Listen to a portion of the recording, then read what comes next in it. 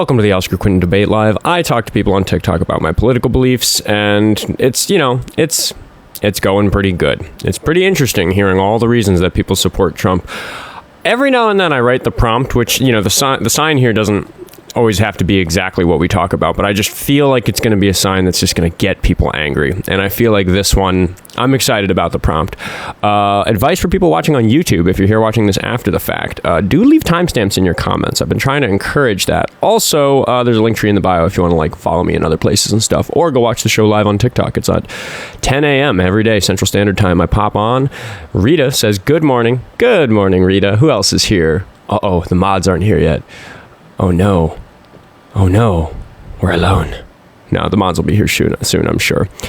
Hopefully we'll get a caller in soon. This is a call-in show, even though people like to call in and say that it isn't a call-in show for some reason because it's hosted on TikTok. But semantics, we do definitely argue plenty of semantics on this show. Good morning, Gossamer. Good morning, Ed. Who else do we have? Yeah, there we go. Thank you for the heart me. All right, we're getting the show started early. We're getting some views rolling in. I see the likes rolling in. Fantastic. What's the news today? Okay, I forgot to do a thing that as a host I should have done this morning. There's a crazy speech apparently that Trump gave like a day or so ago, where he said a bunch of nonsense. Like his brain is melting to a degree that is making more people realize that his brain is melting. I find that exciting. Not that the president's brain is melting. That's bad. I find it exciting that people are talking about it because his brain has been melting for a long time, and we need to address that fact. So, I should have watched that. I should have watched that speech. He doesn't care about our finances, says Rita. Yeah, he certainly doesn't. Oh, yeah, that's right. I did see that sound, but I saw it quoted. I haven't seen the footage, but apparently he said that when he's making plans in Iran, he doesn't care about American finances, the finances of individual Americans, I think is what he meant. Yeah, I mean, that's clear from his action. That's not even slightly surprising. Let's see. You gotta quote the clip. I don't think about the American people quote. It's gnarly. I'll tell you what. If somebody wants to shoot me, what would be the best way to get it to my computer? I don't know. Somebody get me the YouTube title and the timestamp. We could watch it together maybe, and I'll add it to the resources. So glad to see a normal time stream. This is my favorite entertainment for my workday. Oh, dude, Austin, that's huge. I seriously appreciate the fact that I'm your listening at work. I like most U.S. citizens? I do. Tomorrow the stream is going to be 4:30 p.m. Central Standard Time because I have a real busy day tomorrow. It's going to be a short stream. I'm just cramming one in between a shift and a gig. But after that, it should be 10 a.m. for at least another 2 or 3 weeks before I have a work interruption. We're going to talk to Dr. Galt. Fun username. How old are you? 35. You support Trump? I support some of his policies, some of them I don't. If you could have your way, would you get him impeached or removed via the 25th Amendment immediately? In lieu of putting in Thomas Massie, sure, but I don't want J.D. Vance either. So why would I impeach him? I'm trying to figure out if you're a Trump supporter, so I want to know if you want him to stay in power. Yeah, I mean, if removing him from power just means putting in J.D. Vance, can you explain to me the difference? Yes, because while I think that J.D. Vance is going to push the same policy positions as Donald Trump, if Donald Trump gets impeached or removed via the 25th Amendment for a bunch of the nonsense that he's doing, then J.D. Vance will be president in a world where the president is held responsible. And I think that makes it better for Americans because J.D. Vance won't be able to do the things that Trump has been doing lest he get impeached. So I think that precedent is important. So what things do you think we should impeach him for then specifically? Violating the Constitution. That's the big one. What part of it? Many parts of it, but I mean, he filed an executive order that threw away a part of the 14th Amendment. That's him very specifically going against the Constitution, going against the way that the Supreme Court has ruled on the Constitution, and taking away the rights of Congress, who are normally the branch of government that are supposed to change the Constitution. Very unconstitutional thing he did. Yeah, sure. So can you explain to me why J.D. Vance wouldn't just do this? I mean, we've seen prior administrations. Because if Donald Trump got impeached for doing that. Yeah, I'm just going to answer your question quickly, even though it upsets you. Because if we impeached Trump for doing it, I sensed that you got a little upset. You raised your voice, you spoke quickly, your tone changed. Yes, I did, and it upset you. I'm going to go back to cutting you off, and I'm going to say that if you didn't let me finish my point. So if we impeached Donald Trump for violating the 14th Amendment with that executive order, then J.D. Vance would go, dang, I can't violate the Constitution with my executive orders or they'll impeach me. That would be a good thing. That was my answer that I already gave. Yeah, sure. You're repeating yourself, and you didn't listen to my point. And that's why you're repeating yourself. Prior presidents, Republican, Democrat, whatever you want to call it, have also violated the Constitution. I don't think impeaching a president is going to stop future presidents. How many days a year do I need to drink to be an alcoholic? How many days? Yeah, how many days a year do you think a person needs to drink in order for you to look at how many days they drank? No other measure, just I drank the alcohol this many days a year. How many days a year do you think a person needs to drink to be an alcoholic? Well, I guess it depends on your definition of an alcoholic. What's your definition? I'm asking you what your definition of an alcoholic is. Okay. Yeah, sure. Somebody that drinks all day. Every day. That wasn't okay. Every day. You have to drink every day to be an alcoholic. I guess. Yeah, I don't know how this is relevant. I think if you miss one day, you're still an alcoholic. But I would say if you drink most of the days, you probably end up an alcoholic. Okay, so what your argument is that because somebody drank three drinks... Wait a second. Can I respond to that, please? Sure. Yeah, so if you miss today, there's no guarantee that you're going to drink tomorrow. So I would make the argument that you're on the pathway of not being an alcoholic. Okay. This is going to be real difficult, but I think that's going to be fun. So let's get really in on this. I'm gonna make some operational definitions to make sure that we're clear. When I say drink, I'm going to say that means drink a 6-pack of beer or more. 6 drinks or more on a day. How many days in a year do you drink 6 drinks or more? And I would say that if you drink every day, you drink 6 drinks or more, you're definitely an alcoholic. If you drink 0 drinks a day, you're definitely not an alcoholic. I'm talking about somebody who drinks that much, like 300 a day, and you're bringing up the fact that the other guy drinks that much, like 3 days a year. Do you recognize the difference? No, because if I drank the first 300 days of the year and then I didn't drink the next 65, I would say I'm no longer an alcoholic because I stopped drinking. Let's assume that those extra days are distributed evenly throughout. Mm-hmm. Because I wouldn't argue that Trump stopped violating the Constitution 60 days ago and that he's gotten better. I don't think that extends the analogy very well. I think the problem is that Donald Trump violates the Constitution most weeks, I would say, and there are some times where prior presidents have done major constitutional blunders that I'm critical of. But when that happens once or twice in a presidency, that's a very different problem than it happening every fucking week, multiple times per week sometimes. Yeah, I mean, I would just simply make the argument that allowing the Patriot Act and FISA warrants to continue would mean that you're violating the Constitution. Look at that. Oscar had a drink on Thursday. I guess he must be an alcoholic. Again, you're just falling back on the same argument instead of answering to whether or not you think my analogy is a good one. Yeah, I guess I don't really understand how it's relevant to the conversation we were having. Well, like if we're trying to assess whether Kash Patel is an alcoholic, for example, like I wouldn't say that pointing at him, drinking a beer in Italy at the Olympics is like, I mean, it's kind of irresponsible. It was bad PR when he did that, but that's not good evidence that he's an alcoholic. If he drinks very, very frequently, that is evidence that he's an alcoholic. So we're talking about Trump breaking the Constitution very, very frequently, which is a big problem, versus past presidents who, yes, across 4 or 8 years, almost every president has had some kind of constitutional blunder, some decision where the Supreme Court has ruled against them. Again, what is a bigger issue? The fact that the presidents who are no longer the president violated the Constitution a couple times here or there in ways that I would probably agree with you were bad, or a president who, as his modus operandi, as his status quo, as his normal way of operating, constantly and frequently violates the Constitution in ways that are generally more egregious than those other examples we're talking about. Again, my argument was simple. Just impeaching Donald Trump, I'm making the argument against J.D. Vance not being a good candidate either. I already answered to the fact that J.D. Vance would become the president in a world where the president gets impeached for doing the things that Trump is doing, and you're moving back to that argument instead of staying on this one. Do you recognize that it's not fair to point out... Going to be different. Yeah, you do. That's fine. Okay. Which are we talking about? Are we going back to the J.D. Vance argument about impeachment, or are we going to stay on this thing about the fact that you seem to care more about Biden or Obama's 1 or 2 constitutional violations as opposed to the dozens or perhaps at this point hundreds that Trump has done? I mean, again, you kind of push me to that argument. My argument is simple. I think J.D. Vance would violate the Constitution even if you impeach Trump. You seem to think different. Well, I think that if we had a Congress that would impeach Trump, if J.D. Vance violated the Constitution, that Congress would also impeach J.D. Vance. Maybe. We don't know. I think that that's a reasonable thing to conclude, but we don't know the future. So congratulations. I guess you've won the argument. Right. So, I mean, if somebody just commits murder once, should we not? You can say murder on my show. Oh, that's fine.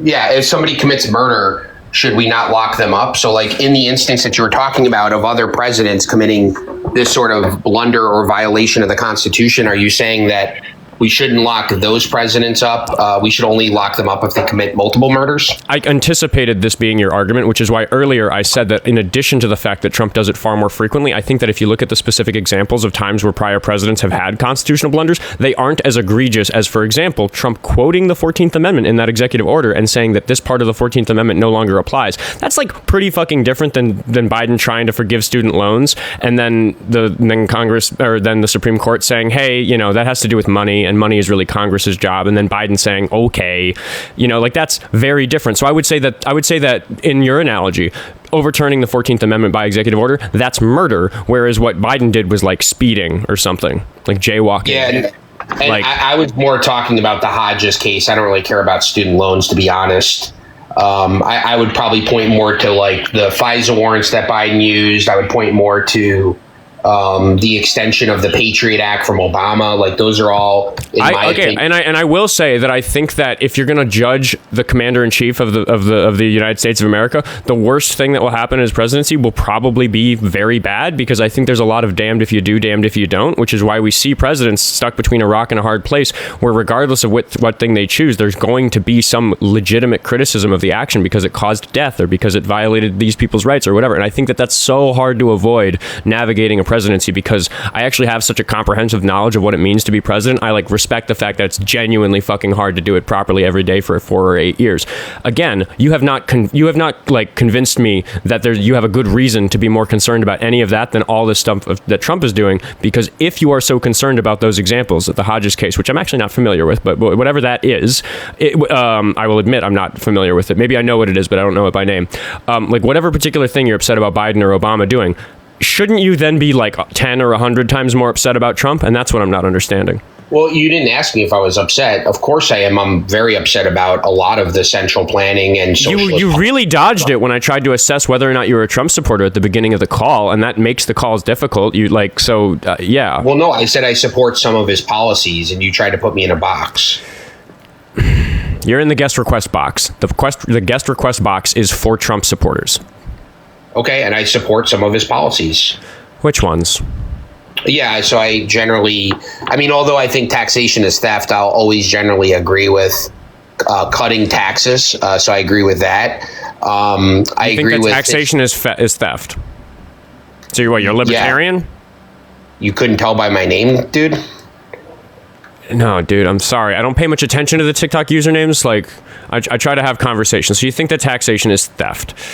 It's hard to have conversations with people who are so privileged by the life that they've lived that they don't recognize that any of the work that humans have been doing for the last hundreds of years have benefited you in such a way that you get to spend your free time calling in through a free app on your phone through the power of the internet to talk to somebody like me instead of working in the fucking fields to feed yourself, dude. Like, yeah, did you drive on any roads today, or do you boycott that because it was theft to take the taxpayers' money to pave them?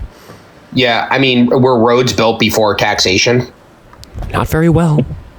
People had to do it themselves, because I'm knowledgeable about history, dude. Like, I'm probably not going to take you all that seriously in this call. So before the federal income tax, there were no roads?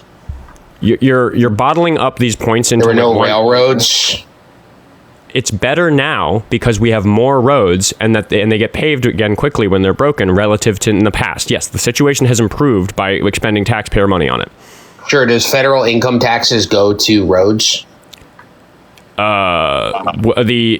State level does, yeah. I mean, there's like interstate highway infrastructure that the federal government pays for, but like, again, I use roads as an example because everybody uses them, but there's infrastructural things that the federal government does too. Again, you can like poke these little holes in it, but like my point is taxpayer expenditure has improved quality of life. Just because roads were invented before America was founded doesn't mean that I'm wrong about that. Okay, so how do you know it's improved the quality of life though? Like, for example, after Medicare Part D was passed by Republicans, the cost of pharmaceuticals went up. So, I mean, in that sense, you're taking wealth from certain people, giving it to others, and increasing the price. Can you explain to me how that's better? Because quality of life is improving, even if there are local examples, small examples. Like every time the government does something, quality of life improves because of technology, not because of taxation. Yeah, but the government uses taxpayer money in order to leverage the technology to improve our lives to a degree that it is greater than if we just let capitalism do it. But wait a second. So your argument is, my argument is technology over the last 100 years has improved civilization. And the way that's happened is millions of people making decisions, in the market to improve things. So like your argument is simply that the government takes a dollar from you and gives it to me, and therefore life is better. Are you familiar with the Human Development Index? No, I'm not actually familiar with that. Okay, the Human Development Index is an internationally recognized standard that organizations like the UN and other governments and health organizations and sociologists, all the people that try to study what's going on Earth, we compile all this data about certain localities where we look at things like, is education available to children? Are women present in the workforce? Or are they stuck in the kitchen or raising babies? Is there good childcare? Do people get sick? Is the crime rate really bad? Societal well-being. We just add up all the data we have on how much it sucks to live somewhere or how nice it is to live somewhere, and we can actually just stack rank all the countries. There's literally a Wikipedia article that shows the current list where it's just this number 0 to 1 scored 0 to 100%. How good is it to live somewhere? So I as a Minnesotan get to brag about it because we're number 3 out of 50 for the states because quality of life here is really good, even though Republicans like to say it sucks here for some reason, because they're trying to make it suck here, and we film that and show it to the world, and they think it's like that all the time here. But quality of life here is really good. It's one of the reasons I moved to this state. I really, really like it here.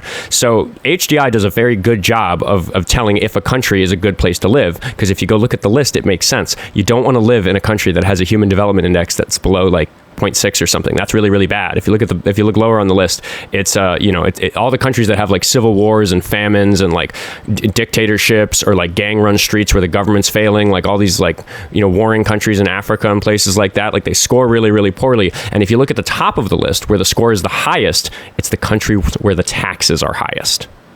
Mm-hmm. Yeah. So when you say the taxes are the highest, you said Minnesota?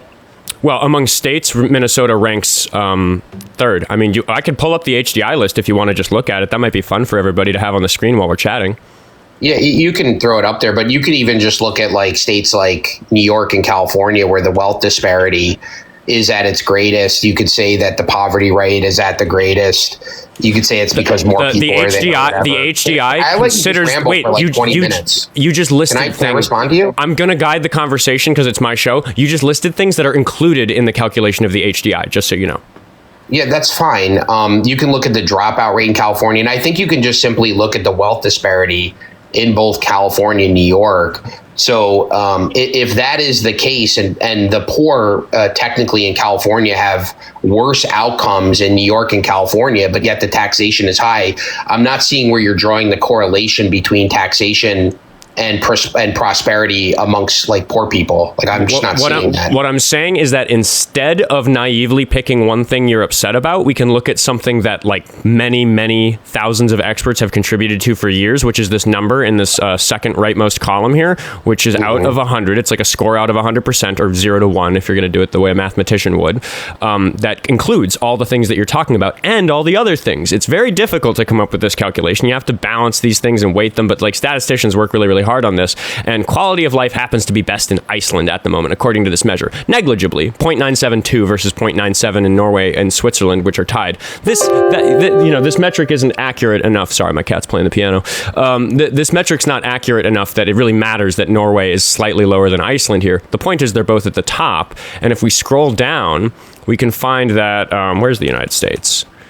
We're not, here we go. We're not in a terrible spot, we're at the lower end of the 90s. But what you find is that to get into this upper echelon, to get in this club where you're much closer to 100%, these are the countries that do the greatest redistribution of wealth with taxes. And if we look at the middle, we get to countries that have still have political strife and things going on. Countries like Italy that have high turnover in their government foundation. Italy's had 100 different governments in the last 100 years. And if we look at the bottom, we start seeing countries that are actually at civil war and don't have clean drinking water and stuff like that. So I would say that if I was the president, the game I'm playing is trying to get to the top of this list. This list right here is the only thing I would care about, president. I want to be in the top position, and I want to make policies that put us up at the top. And you got to tax the shit out of people to do that, particularly rich people. That's my argument. Yeah, so I guess your argument is that Iceland, and I'm not familiar with their tax policy there. Maybe you are. Can you explain to me their tax policy? I don't know the tax policy of Iceland in particular off my head, but I happen to know from studying this for my entire life that on average, the countries at the top of the list tax their people more. Iceland is a particular example because they're geographically unique. They're like a very unique country, so I wouldn't be surprised if they in particular are an outlier. But Norway, Switzerland, Denmark, Germany, Sweden, Australia, Hong Kong, the Netherlands, those are all places that tax the shit out of their places, yeah. Okay. Well, yeah. I guess Iceland, I happen to not be so knowledgeable about, but again, they're winning. They're doing something right. Why do you yell, dude? This like, chill out. I'm just curious because, like, I guess I mean, I don't know Iceland, so like, what is their tax rate compared to the New York State, like combined, as like an individual would pay? I just told you that I'm not familiar with Iceland in particular, but I know that to be the general trend across these countries as a whole. Are we going to get stuck on the fact that I'm not knowledgeable about Icelandic tax policy? I mean, we can just Google it if you're going to be that. I made the claim on average. I'm Googling it. let's see, Iceland tax policy. I mean, you can Google it if you want. I'm not saying you can't Google it. You must know. Googling it right now. Yeah. Let's see. Individual taxes based on personal income in Iceland. I'll put this on the screen when I find something that's good. It just clutters up the screen if I don't find it yet. Income tax. Well, it's the VAT tax that pushes it above. Maybe you can explain to me what a VAT tax is, since you're VAT tax. Advocating for tax. Yeah, what's a VAT tax? I don't know what it is. Maybe. Wait, hold on. I'm researching the previous question that you asked me, and my attention is on that. Are we going to abandon this topic and move on to something else? Because I looked up what the. Well, no, I answered the question. The reason it's higher is because of a VAT tax. You're the one advocating for these taxes, so can you maybe... No, what I looked up is that the income above this amount of income is 31% a year, and whether or not that is a lot will determine on how much money this is. So I was going to Google how much money this is. Because I know how to research. To USD. I'm sure you do. You seem pretty smart. But again, I said Iceland has a small population relative to all these countries. It's geographically very, very unique, and like I wouldn't be surprised if it's an outlier. But the tax rate there is apparently 30% if you make more than $100,000, which isn't even that extreme. So, like I said, I think Iceland's probably not the best example. The other 10 that sit between us and Iceland that have very similar scores to Iceland would be. I happen to know they would. Are we really going to get stuck on the fact that Iceland's a bizarre country?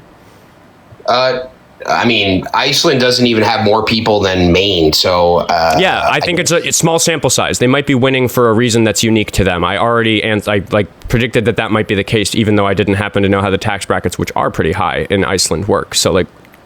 Okay. So you're conceding the point, then, that your scale or metric that you're using is somewhat jaded by the fact that some of these countries are not even the popular... Any stack ranking... Yeah, finish your question. Let me finish. Yeah, so you're comparing countries that don't even have the population size of like certain counties or districts. You're getting stuck on Iceland. I'm not. Okay, I mean, pick another country then. Norway. It's number 2 on the list. Okay, what's the population size of Norway? I can just click on it because I'm on the Wikipedia page. The population of Norway is, let's see, the population of Norway is... Oh, gosh. It's 5 million. Okay, is that which, again, is not even comparable. Okay, so if you want to find one comparable, do we want to look at Germany? Germany's pretty comparable. Sure, we can look at Germany. Okay, where's Germany on the list? Comparable to the United States, you mean? As a country? Well, yeah, it's a lot. Thank you for the galaxy, Chris. It's a larger company. What is it, like 100 million or something? 84 million. Yeah, all right, so let's look at the tax brackets in Germany.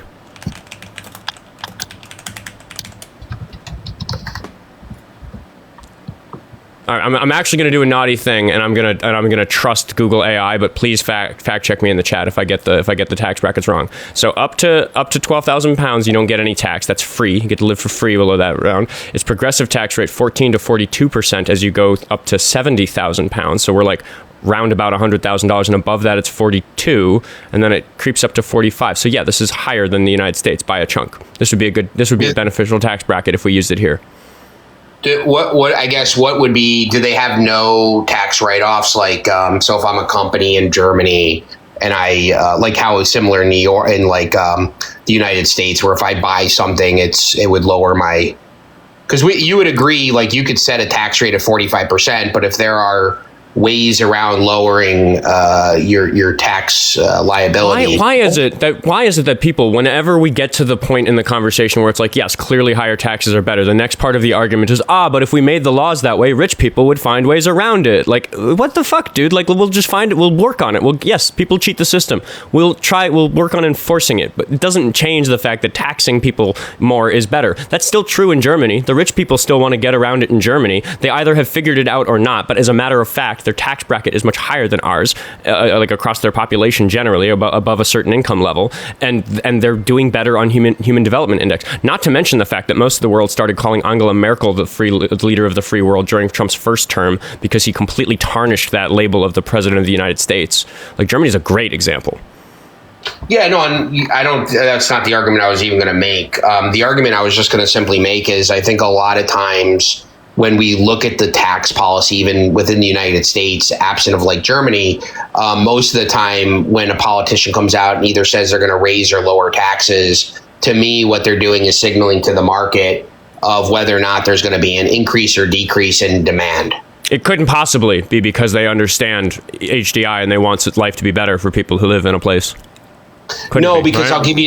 I'll give you an example. So, like when Biden put the 15% minimum tax on companies making over $1 billion, that wasn't intended for the government to. I'm actually just going to interrupt and say finish? No. I'm interrupting and saying you cannot finish because on my show this thing happens where we stay on the topic until we satisfy our disagreement about it. You asserted that I was conceding my respect for the list of HDI because I said that Iceland, which sits on top of it, is an outlier. I would also point out that Switzerland is a very obvious outlier due to the wealth hoarding that happens there. Like, they're not a good example. But Norway, Denmark, Germany, Sweden, Australia, Hong Kong. Hong Kong, I'm not personally super educated. I want to look at that one. Netherlands, Belgium, Ireland, and as we get down, we start getting into our neighborhood. United Kingdom, United States is in here somewhere.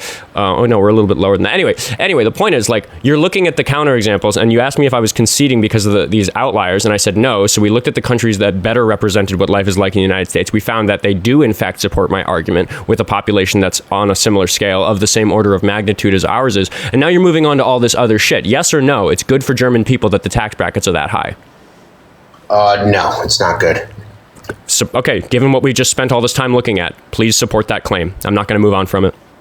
Yeah, that's fine. I mean, you're saying that it's good. How are you defining good in the sense that it's good? With the Human Development Index. Okay, so can you explain to me then, like, why people are benefiting from the Human Index better than people elsewhere? Like, what's your measurement? Go back to that. Well, so, I mean, are you just not understanding the sorts of things that the Human Development Index measures? Is that your question? I'm not familiar with it, so you're going to have to explain it to me again. So, okay. We've gotten so far off the point. The math, I will admit, Human Development Index is wildly complicated, and the people who work on it are like some of the world's best mathematicians and statisticians and sociologists who know how to study this stuff. But any measure of society that would assess whether or not life for any random person in that society is good. These are things like wealth inequality. These are things like the murder rate. These are things like the education rate. These are things like the literacy rate. These are things like the employment rate, inflation, food stability, incidence of disease, the spread of sexually transmitted diseases, like literally all the things that there are charities about fixing in Africa. We measure those things everywhere, and then we add it all up into a metric. It's like a score, like a combined score of these things, and then we stack the list. And there are examples of, like, all right, for example, the substance abuse problem in America is getting worse. It's one of the things that goes into the HDI is substance abuse, and you can find, like, oh, we're really not killing it on substance abuse right now. We have a problem with certain things. We shouldn't talk about substances because TikTok bans people for even saying the words. So no, don't name any. But anyway, my point is, like, there's like local things that are going wrong, but we can recognize that a country that's having a specific problem in a specific domain is not necessarily completely going to shit, because we can take a holistic view. We can look at all of these things put together into the HDI and say, oh, look at that. Germany's doing a pretty good job. Iceland's doing a pretty good job. Actually, on this list, United States doing a pretty good job, because as a matter of fact, we are. But if you look at how much money we have, if you look at how much manufacturing capability we have, if we look at how powerful our military is, if you look at those things, and then you compare compare us to the countries that rank higher than us on this list, we should be doing better, but we're not, because we're literally giving all the benefits of those things to billionaires instead of distributing it to people through taxation and government programs, which is what the countries that are scoring higher than us are doing. They figured out a better strategy for being a developed nation than we did, which is my fundamental argument for why I'm a democratic socialist. The highest country on this list that I don't consider an outlier, because I consider, like I said, Iceland and Switzerland in particular to be really like very hard to compare to the United States. Norway, smaller population, but they are democratic socialists. They believe in the sorts of political ideologies and taxation systems that I do. Yeah, so I guess, does the HDI, does it measure or capture inequality, poverty, and human security? Yep, all those things. Those are big weight. Those are heavily weighted in the HDI. I disagree. You didn't know what the HDI was when you called in. Yeah, you're right. And, you're using Google as I'm using Google, and Google tells me that the HDI, I'm not familiar with it. I did know what HDI was before I called in. Are you using Google AI? Because Google AI is sycophantic. It'll tell you what you want to hear, which is why I asked the chat to fact check me on the tax brackets. Sure, then show me evidence that it captures those things.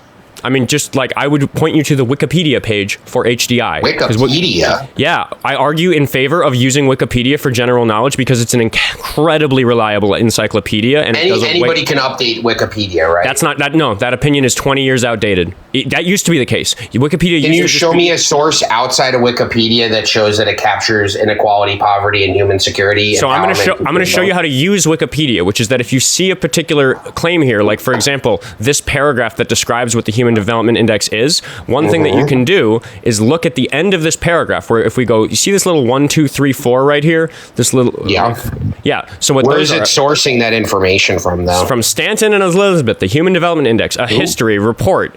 There we go. Here's a citation for that claim. It's showing a history of the Human Development Index, as published in 2007, which is pretty outdated, but the Human Development Index, in terms of how we calculate it, has been the same for a very long time, so that we can longitudinally look at the progress of countries. So that's the first one. What's the second one? The Human Development Index, definition of the Human Development Index, archived from the original in December of 2017, and then it has a link where you can go to that. Number 3 is about the Human Development Index. HDR, again, you can click on these things and find where the source is on a Wikipedia article. Wikipedia isn't a source, it's a resource. You go there, it gives you general knowledge. You go, okay, this is interesting, I want to know where this came from. If I doubt this, I can literally just click on these. And by the way, when you go to the bottom of the page, it lists all of them in one place. So right here, this page references 25 sources that are all individual things that hold up to academic rigor, because Wikipedia has spent 20 years figuring out exactly how to develop a website where the rules I just described are followed closely. So what sources? These ones.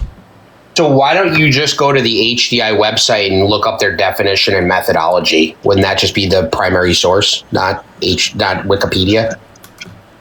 No, because that would be like saying, why don't you go to the Heritage Foundation and use and like assess how their metrics are determined? But the problem with doing that, I'm saying go to the HDI website. They literally have on their page definitions and methodology, and you're using Wikipedia in lieu of that. Like, I mean, I was in the middle of answering that question, and you did something that you got really mad. I think that you're not letting me answer your question that I do have an answer to. Can I answer your question? Okay. If like there was a company that had HDI.com and they said, oh, trust our metric about like how we think the world is going, then you're just trusting that particular organization. But what we can do as academics is look at how academia looks at the HDI, how scientists look at it, how people who actually do the work of trying to like build charities that benefit countries or solve diseases in Africa, like do the work. We can look at what those people say about the HDI, which is going to be actual data about whether or not using the HDI works in terms of accomplishing good in the world. And that's better than just listening to whoever's telling you the HDI, because you shouldn't do that for the same reason that you shouldn't listen to the Heritage Foundation, which is a right-leaning organization, when they give you data about the economy in America, because they're biased towards their own benefit. You don't trust the source of the data, you trust the methodology, and it's the experts listed in those sources who understand the methodology and can tell us whether or not the HDI is good.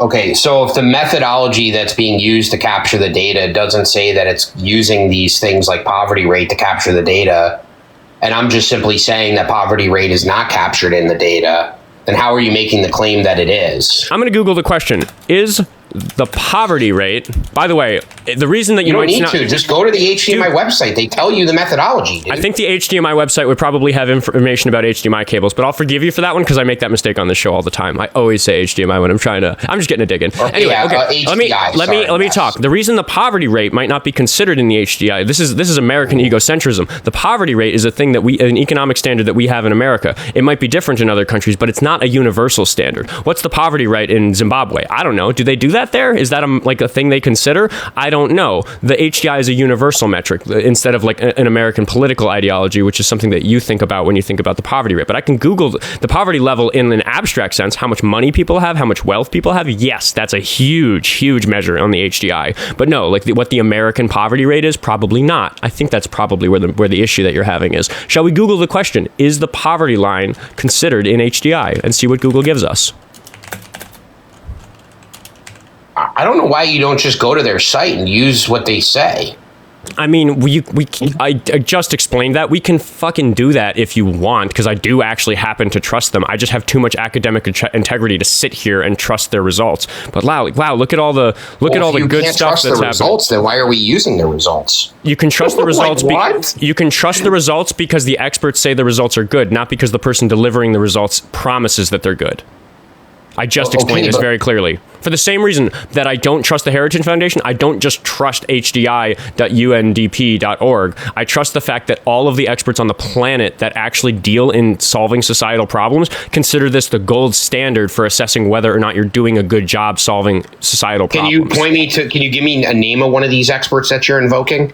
Dude, this is so fucking circular. We literally just looked at a stack of resources. Wikipedia is not a person. Yeah, but you give me an expert that you're referring to? I literally named experts when I was citing the sources cited in Wikipedia. I already did. Do you want me to go back and look at what it was? Sure. Who's this expert? He needs to know the. Is it the Cato Institute? He needs to know He needs to know that doctor's dog's name, or it's not a good expert. I bet that's where we're gonna go. Well, you're invoking experts. Who's the expert?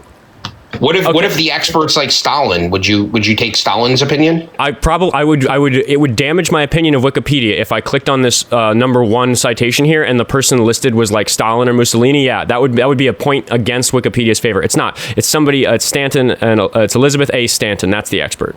Do we want to check if? Let's find out. You don't know? You're just saying that this expert is good? Yeah, dude, you can. I don't know what her dog's name is. I don't know what state she grew up in. I don't know where she went to college. My argument. It's yours. Elizabeth Stanton. She's a television host. What did she do? She's a television presenter and actor. Wait, I don't think this is the right Elizabeth Stanton.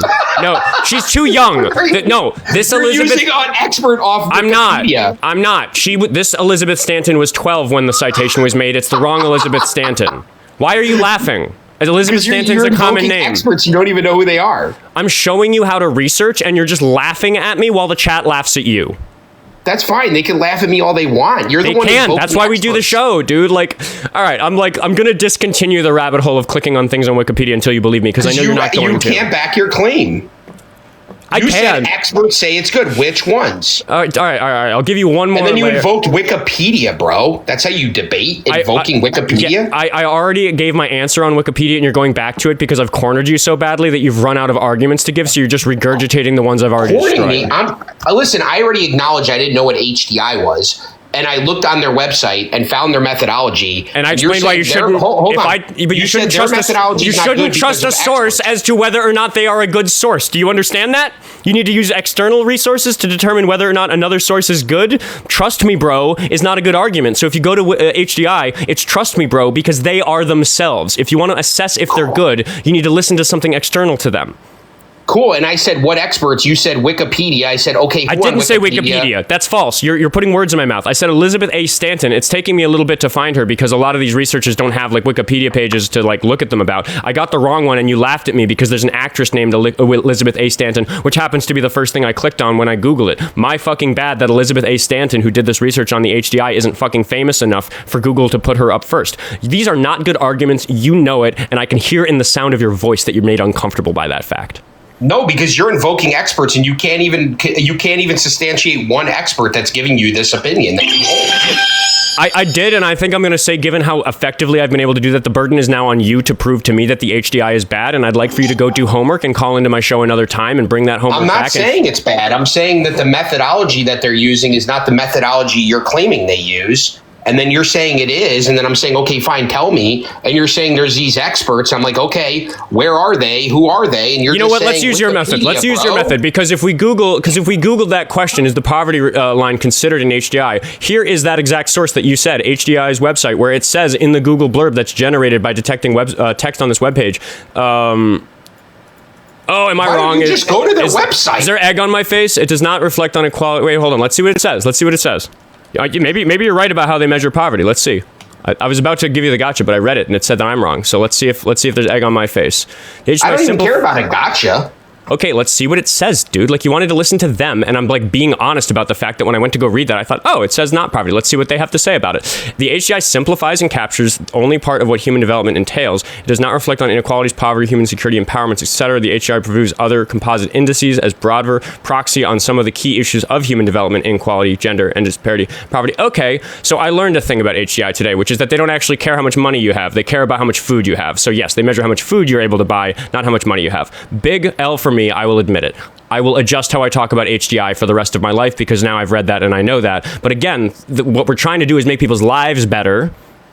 So they're smarter than me. Right, you don't measure poverty. You measure the food that somebody can buy depending on how much money they have. That's better. That's more direct. So sorry, you got a W. I'll hand it to you. How would you like to proceed in the conversation? I don't even care about the W. I just think that's subjective. While I agree, it's probably a measurement we can use and point to. I don't disagree with you. That's fine. And I learned something too. I didn't know about HDI, so thank you. I got to do more research on it. But I just don't know if it's a leading indicator of if a population is overall successful because of via taxation. And I don't think you care, because it's so obvious that if you pay any more attention to HDI, it's going to continue to prove me right. So I think that after this phone call, you're never going to think about HDI ever again. I don't think you know me very well, dude. I love researching. I actually have probably read more democratic socialism. I read Bhaskar Sankara. I'm sure you're familiar with him, right? Dude, I'm just going to levy the accusation again and say that I'm actually quite sure that you're not going to adjust your worldview based on what you learned today about HDI.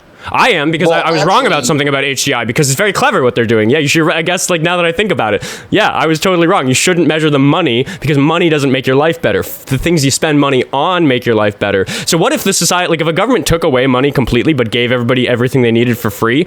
That would make the poverty rate infinity, or 100%, because everybody would have no money, but their lives would be better, and that would still be a good system. I don't think that's a reasonable approach, but the HDI would, because I would think it's impractical. But again, I'm able to look at these things and understand what I'm looking at, and I didn't have as nuanced an understanding of HDI as some of these experts that you're refusing to admit I'm able to reference. But again, why are you throwing this away as a whole? This is obviously... I'm not throwing it away. I'm just saying that it's not capturing certain things, and I would say we should probably look at those things also, because if you're saying taxation is used to help people lift themselves out of poverty or fix poverty, I think the poverty rate would be a metric you'd want to look at when studying taxation.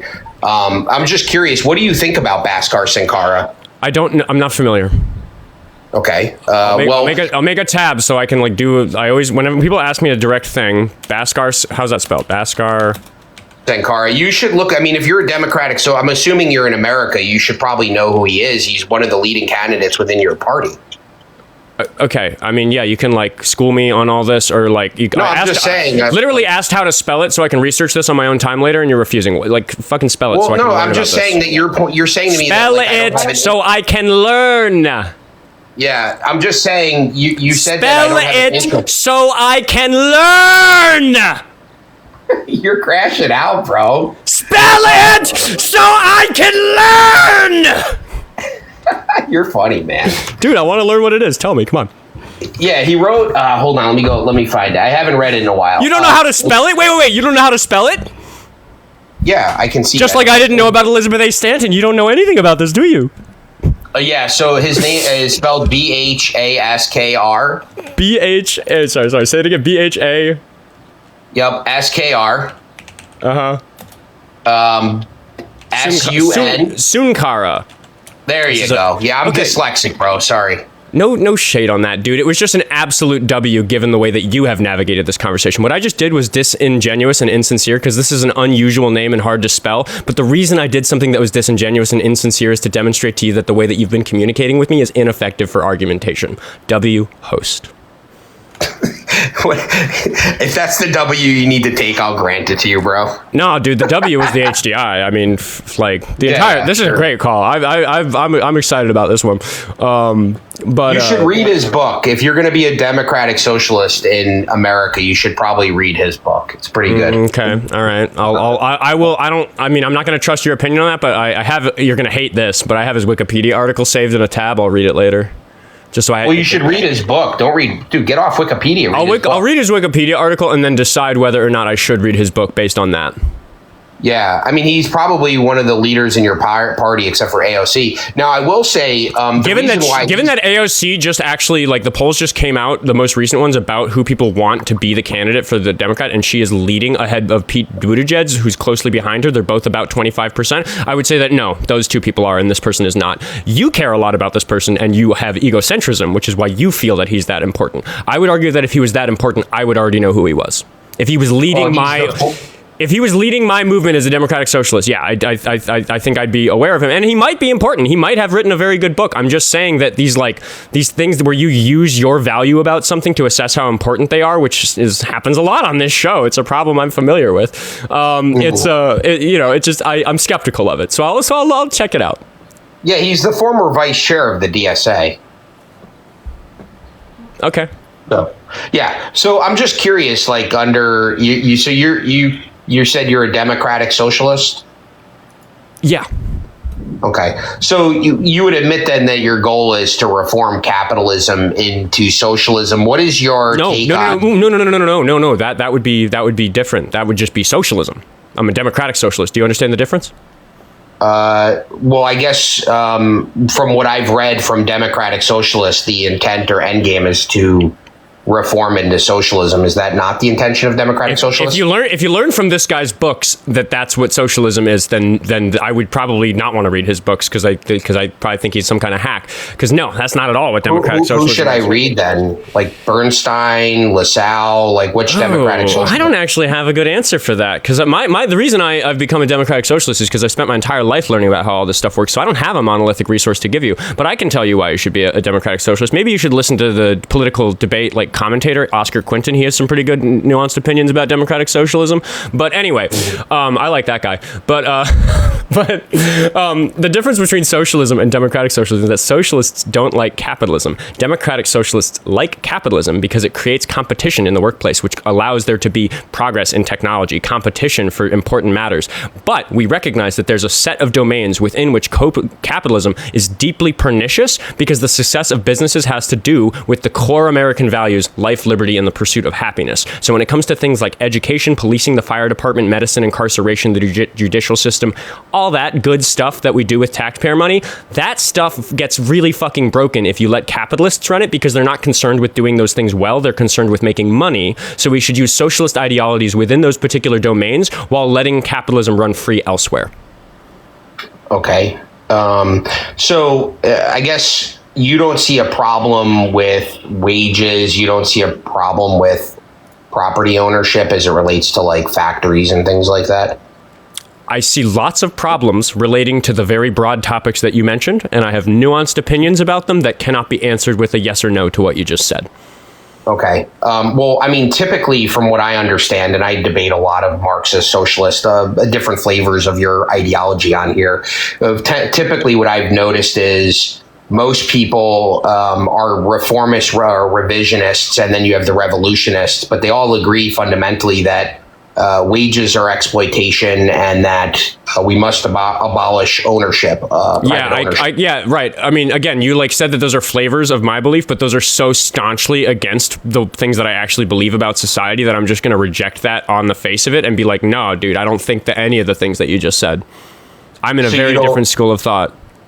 Yeah, so you don't believe that wages are exploitation? Not necessarily, no. Okay, and you're fine with private ownership of the means of production?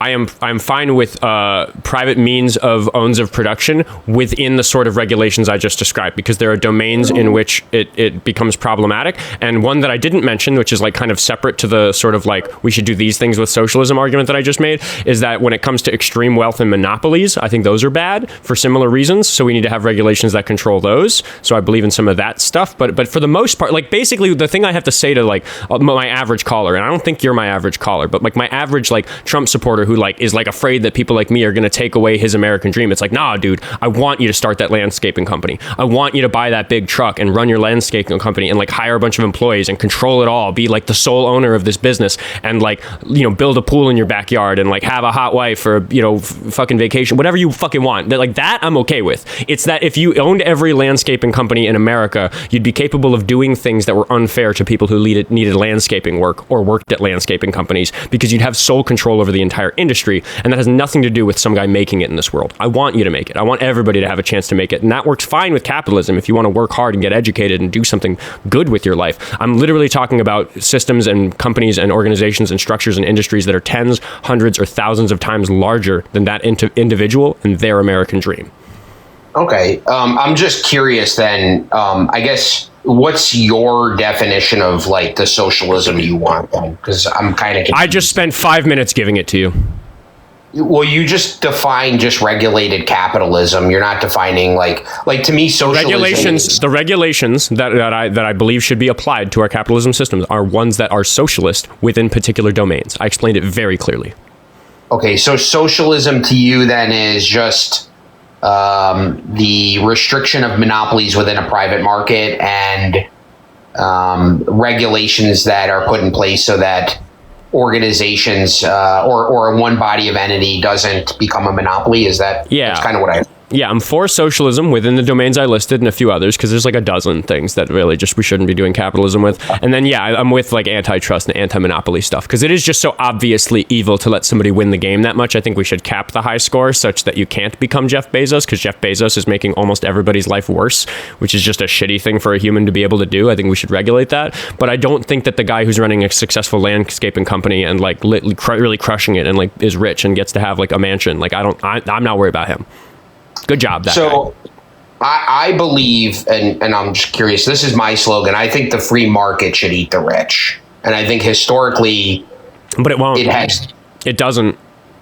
Can you give me an example then where a monopoly became a monopoly with absent government interference, and then stayed a monopoly without government interference? Oh my God! So in order for me to prove you wrong, I have to find an example of history where there was a monopoly in a country that didn't have government regulations?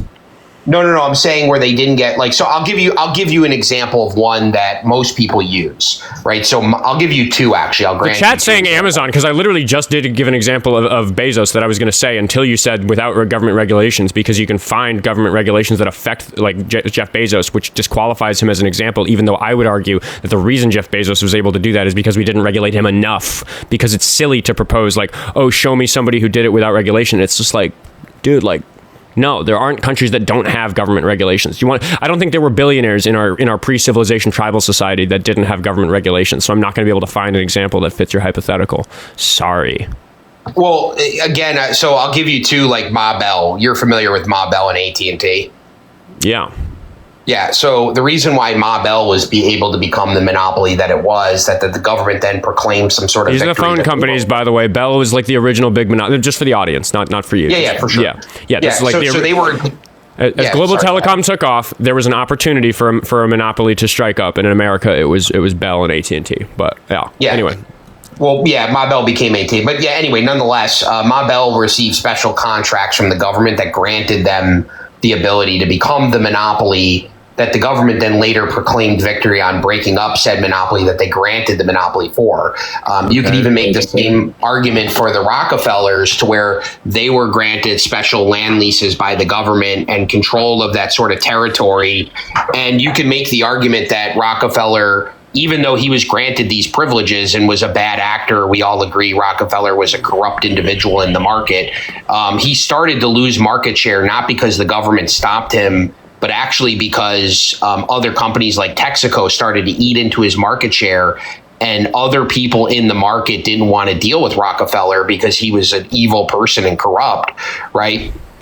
And because of competition, he actually lost 70% of his business. And I can even go into the future and give you an example like Blockbuster, right? Blockbuster probably owned about 70% of the market, and now we're all Netflix and chilling, right? So like when these companies take large market shares, in order for them to stay as the monopoly or quote unquote largest market share, if the government doesn't save them or grant them special privileges, if they are a bad actor in the market, eventually somebody's going to come and be a better actor and take you out. I inherently don't have an issue with monopolies. I think monopolies are good in the sense if they're offering the best product and service to the people. And I believe if they're not, absent of government, they will lose because people will stop using them. Can I ask you a question? Sure. How do you feel the customer satisfaction is going for those of us who are Netflix and chilling with Netflix instead of Blockbuster? I'm sorry, what did you say? Do you think that customer satisfaction is high for people who use Netflix's products? I think that if it is low, people just cancel their subscription, right? People are doing that. It's low. People are unhappy with it, and not everyone does cancel it because people really want to watch their shows, but they're very upset about how it works. Like generally, just to tell you, customer satisfaction is very low with people who use services like Netflix. Are you like? Do you believe me when I say that, or are we going to spend like 15 minutes arguing about how to? No, I'll grant you that. Okay, then why is anything that what you just said a good argument for there being a monopoly? Yeah, so obviously when they got into the market, obviously they offered a better product than Blockbuster. And if what you're saying is and that product very quickly got better and better and better and stayed affordable because of competition. And when there was no competition left, they fucked us all over. And now we're back in the same position we were with cable companies. We're a small number. It's a what do they call it? A polyopoly, where it's like a small number of companies instead of just one. It's a small number of companies control the media. So instead of getting fucked over by cable packages, now we're just getting fucked over by the fact that Netflix is expensive and doesn't have the broad selection that it used to. And we have to choose between that and Peacock and HBO and a YouTube Premium subscription and supporting Oskar Quentin through the like donate options on Linktree in the bio because he makes media and maybe you want to support that. Like we have to deal with all these fucking things and it fucking sucks. Yeah, I mean, again, or people are getting their entertainment from you and I right now on this TikTok app for free, right? And if they want to grant it, yeah, it's not. I wouldn't say it's free personally. Like if I'm going to talk about it ethically, I don't think it's free. I think that the most valuable thing any of us have is our time and attention, and people give a lot of it to me, and I'm really thankful for that. By the way, everybody. But again, yeah, I agree with you. I agree with you that I don't try not to fuck over my audience. You know, like I'm not going to put like a $19.99 paywall behind my content to like really screw over the people who've gotten addicted to watching it. I just really like care about like education and sharing this stuff with people. And unfortunately, I'm just going to bake a commercial for myself into this. It's like wildly time consuming and laborious for me to do this work. So if people want to support that, they can go like do that in the various ways that you can find in the link tree in my bio. And that's great. But I'm doing this in like an honest sort of crowdsourced sort of way instead of like trying to dominate the market and fuck everybody over, which is what you're saying you like people doing. Like what is yeah, I mean, I don't get you, man. I would want you to have a monopoly if you're offering the best service and the best product at the cheapest rate. That means the consumer is winning. I think that me having a monopoly, like let's say within my domain, like the debate space, which I'm a little bit bigger than the debate space, because by the way, everybody, I'm a protester here in Minneapolis. I do outdoor content and other cool stuff. I'm tangled up with Turning Point USA. They're really mad at me right now. Anyway, cool stuff to watch on my Instagram if you want to go check that out. But let's just say within the debate space, why would think about that? Think about, you're arguing that there should be a monopoly within the debate space? If you became the best creator and everybody decided to I'm coming for you, Destiny. I'm coming for you, Dean Withers. I'm gonna put you in the ground, you crazy. No, dude, like of course I want there to be multiple people. I want there to be discourse. I want there to be people who disagree with me. Sometimes when people disagree with me, over time I realize that they're right and I change my opinion. And that is going to happen more often if there are other people debating. The diversity of opinions available and the diversity of voices to listen to, because maybe I'm really good at articulating this stuff, maybe I'm really educated, maybe my arguments are good, but literally somebody listening just doesn't like the sound of my voice. They don't like the way my voice sounds, so they don't want to listen to me. So maybe they're going to go listen to somebody whose voice that they do like, because at the end of the day, entertainment is a component about how effective this edutainment content is. So dude, yeah, for what I'm trying to accomplish, a monopoly within the debate space would be bad for every imaginable reason. Yeah, I'm not saying that you ought to have a monopoly. What I'm saying is that the state shouldn't grant you the monopoly. If the market grants you the monopoly because people like you the best, then that's fine and appropriate. And if people stop finding you to be the best for whatever reason, whatever their preference might be, your voice. Yeah. So like, wait, sorry. Can you hear me? Yeah, I can hear you. All right. Chat, let me know, because I can see that I might be having a tech issue. I can see that I have a waveform. Check 1, 2. Am I good? Somebody in the chat tell me I'm good. Is that W? Oh, I think Scout just like bumped my interface. Okay, I'm back. Sorry. Yeah, and for clarity, I don't think you should have a state granted monopoly, meaning that the state is granting you this monopoly through force, and force could just be regulation, taxation, whatever. Netflix didn't get it through force. The number one person. Like again, like you're just like flounder. You're just like moving back on to all these other things. Like I can't even track like what it is you're trying to argue to me right now. Yeah, I'm just saying, if you simply win in the market because individuals make the decision to come to you over other people because you're offering the best product, I don't have an issue with that. That sort of organic monopoly forming, I don't believe you'd be able to stay, just like anything else. You would not be able to stay the monopoly of 100% of the market, absent of some government making it so that you controlled the market, right? I don't think, if individuals are allowed to decide, we agree that preferences change. And if you become a bad actor or do something that they don't prefer, absent of some sort of force, you would then be able to, you would lose market share. But like that's not how market share works with like an individual personality. Like for me to have a monopoly on debating, it would have to make it would be that it's very hard to debate because Oskar controls all the debating. The reason it's very difficult for me to start a phone company and compete with AT&T is because I'd need to build so much infrastructure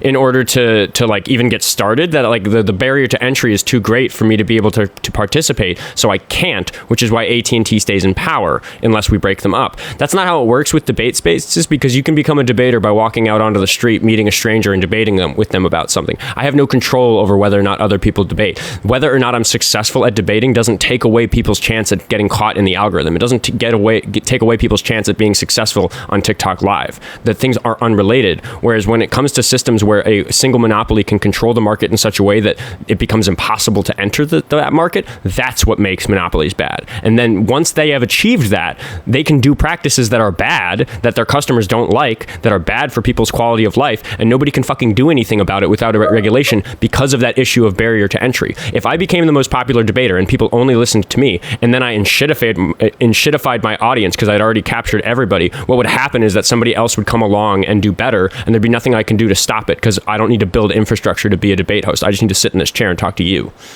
Well, I could make the argument that the government could do something like this. They could say, like, you could go to the government and say, hey, I want a regulation so that information that goes out in the debate space is safe, right? So but you're changing your example where now I'm not accomplishing the monopoly by delivering. You're saying that, yeah, I'm doing it by fiat. I'm doing it first, dude. Try again. Yeah, start from the beginning. I want the soundbite. Yeah. Try your argument again. Yeah. So let me just get this out. So if you became, or you had this monopoly, right? So you gained it organically. And in order to keep it, one of the ways you can do it is you would go to the government, you'd say, hey, I want you to create a barrier of entry where if anybody wants to enter the debate space, they have to pay $100,000, right? And in order for them to do it, because we want to make sure the right people are entering, so we want to make sure it's safe, right? And in order for it to be safe, there needs to be this entry fee to enter into the debate space. And you make the entry fee so high that nobody else can enter, right? And now this entry fee's in there and nobody else can enter the space. And if somebody tries to, the government would enforce this sort of regulation of having to pay that barrier of entry, the $100,000. And if you didn't, you'd be operating against the law, and there would be some sort of criminal prosecution or something against that person for quote unquote making the public unsafe, right? That's how you would do that. Dude, what the fuck are you talking about? You're trying to argue for like monopolies that crop up due to market forces, and because I demonstrated so thoroughly that the type of monopoly that you're describing about me cannot be achieved through market forces, you had to invent government regulations that create that monopoly, which isn't even capitalism, it's dictatorship. Yeah, I'm just explaining to you how somebody could capture the market organically and then create rules so that no one can compete with them.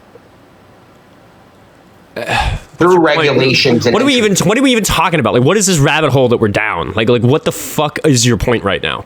My point is, absent government, no one can stay a monopoly, and you're seeing my example. No, and you want to agree with You're me. using an example of something where somebody can't really achieve a monopoly, which is content creation. I gave the example earlier that if you get to build the telephone poles first, you can create so much infrastructure that it becomes too expensive for anybody else to compete. Because when you build just a handful of telephone poles, people use them because nobody else has telephone poles for them to use. So you do that enough, you make a bunch of money doing that. You've built so many that now that anybody starts building telephone poles, they build their first 100 to connect this house to that one. The people who live in those houses are already connected by the monopoly, so they say, go fuck yourself. Why would I buy your more expensive services that are less beneficial because you don't have economy of scale yet? That's how a monopoly arrives. Do you actually think that monopolies only exist because of government regulation? Because that might be the dumbest thing I've ever heard anybody say on my show who understands what those words mean.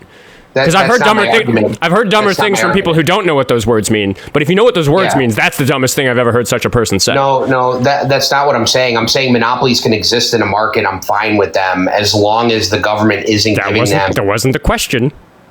Yeah, again, I'm fine with monopolies. I don't have an inherent problem with monopolies. I don't think monopolies are inherently bad. Joey, you're in the request queue. I think you're coming up soon. Oh no, he left. I don't have another caller, so I'll keep talking to you for now. But you are thoroughly convincing me that you have listened to nothing that I've said, and that there's nothing I can do to change your worldview. And we know enough about your worldview for it to not be a great use of everybody's time for you to continue to be on my show. And I'd love for you to show me otherwise. Yeah, I mean, it's hard to debate somebody who calls themselves a democratic socialist who doesn't even take a democratic socialist position. So I agree. It's because, I don't know, dude, where do you get your definition on democratic socialism? Where do you learn things? Yeah, sure. So I just go back through history to where it started, right? Which is probably in Germany, the country that you referred to originally. And I go back I'm a Nazi, and Mayor Mamdani in New York is a Nazi, and Bernie Sanders is a Nazi, and AOC is a Nazi. No. They're not. Nazis are not democratic socialists. Stop it. No, I'm talking about LaSalle and Bernstein. Do you know who Bernstein is? Dude, we're talking about the 21st century, and we could have a history lesson on how these ideas came to be, but how they apply to the modern society. A lot of these monopoly issues arise because of technological changes. So if we're gonna have an honest conversation about how monopolies work in the market, I'm not gonna accept any fucking data from the 40s where they didn't have the damn internet to speed things. I'm not even talking about the 40s. I'm talking. You said, where do I get my idea of where democratic socialism? And I tried to explain to you that democratic socialism was birthed in Germany originally before even Schmittler, right? We're talking about the Otto era. You can say talking Hitler about the on my show. I'm sorry, what? You can say Hitler on my show. I'm just saying that if you ask somebody what is a democratic socialist, you should give a description that makes them think of people like me and Bernie Sanders, not an example that makes them think of Germans from 100 years ago. I mean, again, you asked me where I got my definition from, and I'm just going to say it again. I get my definition from how democratic socialism has evolved from the 1880s up until now. And if you're just simply saying that Bernie Sanders, I want to know what you think it is now. Yeah, I still think it's the roadmap to the workers owning the means of production through reform. That's my definition. Yeah, I don't think that's a good definition of democratic socialism. That sounds like a plan to get from democracy to socialism. But democratic socialism, I think you're just struggling with the semantics of this. Because I could point out that, for example, if we're going to look at the history of the Democratic Party as within the partisan system of the United States, the Democratic Party used to be the party that supported slavery, right? Abraham Lincoln was a Republican. Would that be a relevant thing to say if somebody asked me what is a Democrat and what is a Republican in 2026? Well, no, I think I would just say you're confused because now you're using party and not ideology. So I think you're just confused. We were talking about ideologies. You're having such a hard time talking about ideologies that I decided. Democrat is not an ideology. Listen. We were talking about parties and we were having about ideologies. We were having such a hard time talking about ideologies that I decided to use parties as an analogy and say the question that I asked that you didn't answer, yes or no, would pointing out that Democrats supported slavery in the 1860s. Would that be a relevant thing to say if somebody asked you what Democrats and Republicans are in America today? Well, I would argue that you'd have to look at the ideology that existed under that framework, under that party. So yes, and if that ideology, I'm answering your question. If that ideology doesn't exist under the party today, then no, it would be irrelevant. Okay. Yeah, and currently the Democrats don't support slavery across the board. Some of the Republicans do, but anyway, so no. Yeah, but now you're using party and ideology as interchangeable, and I'm saying I'm using one as an analogy for the other. I'm not.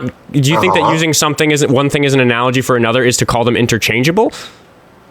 Well, you are, because I'm saying that the ideology still exists, and you're just saying that you're just trying to use a party to say that an ideology changed. Maybe you can tell me I'm when using an analogy about parties to demonstrate to you that using antiquated historical definitions is not useful in a conversation about modern issues. It is useful for understanding history. It is useful for a nuanced understanding, but it's just not like if I had 5 minutes to explain to somebody what the Democrats are up to and what the Republicans are up to and what I wanted them to vote for, I wouldn't mention that in the 1860s the Democrats support slavery, and I don't think it would be disingenuous for me to hide that about my party because it's just so obviously not relevant. Well, yeah, because a party is just a collective of ideologies, and those ideologies shift under the party and they move back and forth. I agree, but that's not what we're talking about here. Yes! You get it! Yes! You understand that the ideologies change over time, so immediately using a 100-year-old definition isn't a good way to discuss the issues. No, you're not tracking, my guy. I'm saying that the ideologies under a party shift, not the ideologies themselves. Like, for example, if a socialist believes that the worker should own the means of production in 1880, I'm just simply saying they still believe the same thing today. Unless you can point to me somebody that has, other than you, that is saying that democratic socialists don't believe the worker should own the means of production. Every American politician who is currently elected to office who identifies as a democratic socialist agrees with my definition and is a counterexample to what you just said about democratic socialists generally. So you're pointing to Bernie Sanders as somebody who is creating the new definition of democratic socialism? I'm pointing to the current democratic socialists when describing what democratic socialism is. Okay, which ones can I go look at? You're talking to one of them. I'm not an elected official. Yeah, okay, again, but I did list a bunch of them. Like, you could go look at, we don't have that many democratic socialists. Most of our democratic politicians. All right, well, you already conceded AOC is not one, so can you name one? Mayor Mamdani in New York. He's doing great stuff. He just balanced the budget in New York. He just announced that yesterday or the day before. Had a $12 billion deficit that they got rid of, which is really good because there's some crumbling infrastructure and there's going to be some expensive problems in New York over the next few decades. And they're not going to have the budget to deal with that because his democratically social policies for fixing the budget in New York and making life better for people there are working. Quickly, sure. What is opening a grocery store under the government? Is that not the state, the proletariat, taking and seizing the means of production, my guy, through reform? One of the things that can happen when you apply socialist ideologies to certain domains like food availability and education and all those things that are listed is, yes, you do exactly that. You take the means of production and you distribute it to people so that everybody can have it. That's exactly what I mean when I say that we, within particular domains, use socialist ideologies to make life better for other people. But the idea that the entire means of production is to be distributed across the people and that there's no private enterprise allowed, that's just socialism. That's communism. That's like a whole other very extremist sort of beliefs. Whereas like literally democratic socialism is like 10-20% more socialist than normal democratic ideologies in America. And you're comparing it to something that's much farther away, which is full-bore communism, full-bore socialism, these other very extreme, historically unproven, historically dangerous ideologies. Yeah, I mean, I agree. But I guess when we talk about socialism, in the abstract of like how Marx talked about it, I mean, he was just philosophically describing what he thought the material dialect was, and that sort of this. Yeah, and I don't like Marx. I don't agree. I don't agree with him for the reasons I just said. So why are we talking about him? Well, because it's important, because the people that extracted that idea, they weren't disagreeing with Marx in the sense that this sort of material dialect wasn't inevitable, or that these contradictions within capitalism wouldn't lead to the workers owning the means of production. They just disagreed with the roadmap, meaning revolution, bloody revolution. Okay. They just disagreed with that. Here's what's going to happen. Mm-hmm. I am going to do an ad read. I'm going to talk to my audience for a moment. You're going to spend like 60 seconds trying to decide the direction of this conversation. I want you to collect yourself. I want you to think about everything that I've talked about and think, here's what I really want to say to Oskar, because I think that Oscar's really got it all wrong. So let's just reboot the conversation a little bit. Let's just take a whole new approach to this. I want you to spend a moment preparing that while I just talk to everybody for a second. I'm going to mute you while I do that. Is that okay? Yeah, I won't speak, but you can either mute me or leave me unmuted. I'm not going to cut you off. It's better. It's just, whatever you feel more comfortable. I trust that because you have been like participating in a way that works. I am just going to mute you because it's good to get rid of the background noise while I do the ad read. So the ad read is as follows. If you have been enjoying the show, if you like what I'm doing, there are ways to support me that don't cost anything. You can go to the link tree in my bio. If you're watching this live on TikTok, follow me on YouTube and Instagram. If you're watching this after the fact on YouTube, you should follow me on Instagram and TikTok. Follow me on Facebook if you feel like it. I don't really pay attention over there, but I'm trying to expand. There are also not free ways to support me where you can just like send me money. And the reason I think that you should do that is because if you enjoy the show and you want to make sure that I can do it well, it would be really great if I could quit my job, because I'm trying to quit my job because I am currently not sleeping enough and I don't have a social life because I run the show every day and I edit it and I do all the clips that are making my Instagram account blow up, and it's like grueling and it's this like incredible labor of love, and I'm so thankful that the world has shown me that it is worth my time and energy and attention to do that. But I'm really making a go of making this my full-time gig. So if people want to like just directly support the effort to do that, that would be fucking incredible. You've learned some things about what I care about the world in this call. I mean, Andrea, who sent me $10 on Venmo, says, from Carrie, love your style of debating because it's different and refreshing. The guy touting a book that he obviously never read is on par with MAGA. Anytime he brings up a source, it always goes against their stance. Oh my God, it's a super long message. They have a Can I read this whole thing? It's like not showing me. I want to see the whole thing. Anyway, I totally appreciate that very much. Let's see. Is anything else come in? Nothing else has come in. So I'm gonna thank Carrie or Andrea, whatever it was. The username and the name differed. But yeah, so people just like send me money, and then that means that I get to sleep more and play guitar more. Not really focusing on my music career very much right now. All that stuff. Like I have a real go of like making a difference in this thing, and my time is not that expensive. So if you can afford it, I would like seriously appreciate it.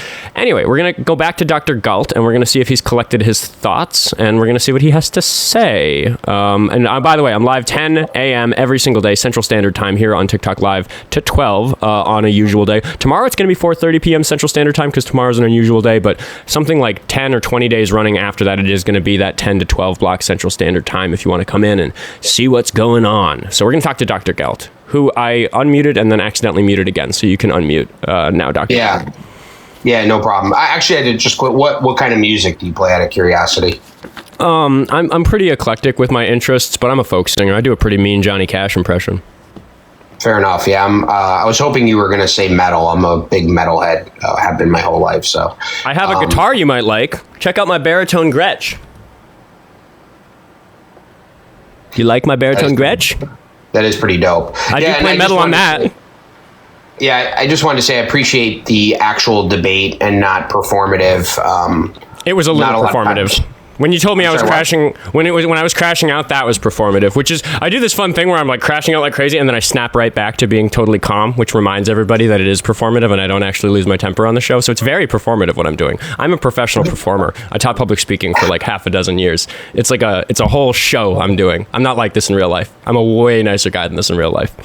Well, no, when I say performative, I mean just like 100% performative. Like adding in 10% or 15% for the entertainment of the crowd is, I think, something you need to do regardless, right? Well, we found something we agree on. Yeah, 100%. Yeah, but you're not 100%. This isn't all performance. It's, no, I do believe these things. Huh? I do believe these things. Yeah. Which is fair. Yeah. And that's why I like debating people like you, because we're actually debating like ideas and how we see the world to be a better place. Mm-hmm. I guess when you look at my framework and how I think about things, and I think about like who the decision makers are, I believe progression happens when millions of people can make decisions. You believe, it seems like, the same thing through some sort of democracy. I guess what do you have an issue with as far as like how I see the world in this sort of free market, absent government, controlling sort of who the decision makers are? Like, why do you see an issue with that? Because doing that results in a lower HDI. Okay, that's a great claim. Can you explain to me how? that's where that's how the previous conversation started. We went down this rabbit hole about the Human Development Index, an internationally recognized measure of societal well-being in particular places, and we studied that. I actually learned something about it because there was a little asterisk detail about it that I didn't know that you pointed out. You got a W in that. That was exciting. But I just really think that if the policies you're making as a government aren't driven to increase HDI, what the fuck are you doing? What is the point of a government but to increase things that are bundled up in the HDI?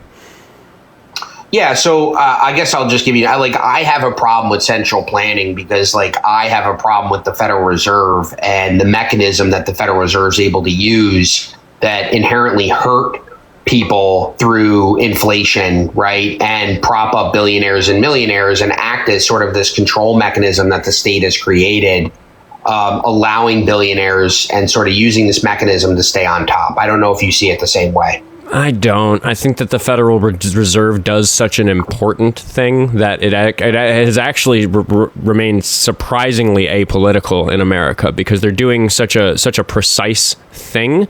You see this with precise, difficult things that it requires actual expertise to do. There are a lot of occupations that don't become corrupted by politics. Things like being a doctor. Now, medicine is pretty broken in the healthcare industry, but the actual work of performing surgeries is something that people go to school and do. The actual work of curing diseases and diagnosing people and caring for patients. Flying planes is a good example. It's such technical work that it's so obvious when somebody does something wrong and it immediately has catastrophic results. That's the problem, is that you can make a business decision when you're running Netflix that doesn't immediately show all of the problems that I'm talking about. So those things tend to crop up slowly. Whereas if you're flying a plane, the caliber of mistake you need to make to crash it is minuscule, which is why pilots are so well trained. And Jerome Powell is the pilot of the Federal Reserve. If he made an even small mistake in adjusting the interest rates, there would be catastrophic economic consequences for Americans, which is why he has to do something apolitical and make the interest rates very carefully, even if it goes against what Trump does. And Trump is the motherfucker who appointed him. So no, that's not my opinion of the Federal Reserve. Okay, so maybe I can change your opinion there. So I think inherently over the last 25 years, the Federal Reserve has used something called quantitative easing. And if people who don't know what it is, it's just simply the Fed strategically buying treasuries from banks or from wherever to control or manipulate interest rates, right? Mm-hmm. Yep. And by doing so and artificially keeping rates low, right, it benefits the rich and the assets and asset inflation, and inherently hurts the poor. So while we don't see that directly because most people don't understand monetary policy, if interest rates were but they do that to avoid economic catastrophe. So if the particular changes for the rich, no, for everybody. No, for the rich. No, for everybody. Because if there's an economic catastrophe of the rich of the sort that happened in 2008, 2009, because it primarily, and the direct effect was on rich people, the indirect effect on poor people was that the companies that those rich people owned went out of business, and that was very, very bad for everybody. So no, a catastrophe is a fucking catastrophe for everybody. So yes, we might have to do a thing that on paper it's this does increase the particular income for somebody who works at JP Morgan Chase or something, or owns JP Morgan Chase, whatever, but that knob twiddling is stopping us from falling into a recession. It's stopping there from being a flash crash in the stock market. They're doing precise work to avoid catastrophe when flying this fucking complicated plane, the American economy. And you don't seem to recognize that. You take that completely for granted, which is a shame because they're doing great work for you. Yeah, so maybe you could walk me through how manipulating interest rates post the 2008 crash was good for housing prices, considering assets have gone through the roof and the rich have been able to leverage credit because interest rates have been so low to acquire more assets while allowing those assets to increase in value. Talking about the actions. Stop. Shut up. I'm going to interrupt you because you're talking about the bad actions of those rich people instead of actually assessing what I just said about the person steering the ship is right or wrong. The fact is that the Federal Reserve is doing very, very complicated work that avoids catastrophe, and in a local sense, 1 month over another about what we do with the interest rates or buying up bonds or whatever the Federal Reserve is up to. There are little direct effects that are a little more obvious to somebody who in my opinion has a smaller view of all this, who's not looking at it as holistically, where we can say okay, I mentioned something earlier. I'll give you an analogy. Mondami balanced the budget in New York but he did some things that people didn't like for that. He like made some pension changes that the people who have pensions coming are very upset about. People have wanted there to be smaller classroom sizes in New York for a long time, and he actually pushed off on that. And he said, we're not going to do that for something like 5 or 10 more years in order to so we can get this budget down. So he did some unpopular things. So you have to sometimes do unpopular things in order to achieve the greater outcome of not crashing the fucking plane. If you need to fly through some turbulence to not crash the plane into a mountain, do you think you should do that? So changing the turbulence to not crash into a mountain, I guess, do other in front of you is a mountain, and if no, you're already changing it. In front of you, there's a mountain, and if we turn and fly away, there's mountains also to our right, so we have to turn to our left. And when we turn to our left, we're going to go through this cloud, and the cloud is going to cause turbulence. You're on the plane, and you're fucking mad about the turbulence. Mm-hmm. Do you think it was a good decision for the pilot to subject you to some turbulence in this example? Well, I reject the premise of your claim because I think you're not looking at. I would say that the worst thing about my analogy is that the economy is way more complicated than a commercial airliner, which is insane to say because commercial airliners are insanely complicated machines. But no, I'm just demonstrate that if you think it's a bad analogy. Well, yeah, because I think all solutions have trade-offs, and what you're doing is just turning it into, like, should we turn away from crashing into a mountain?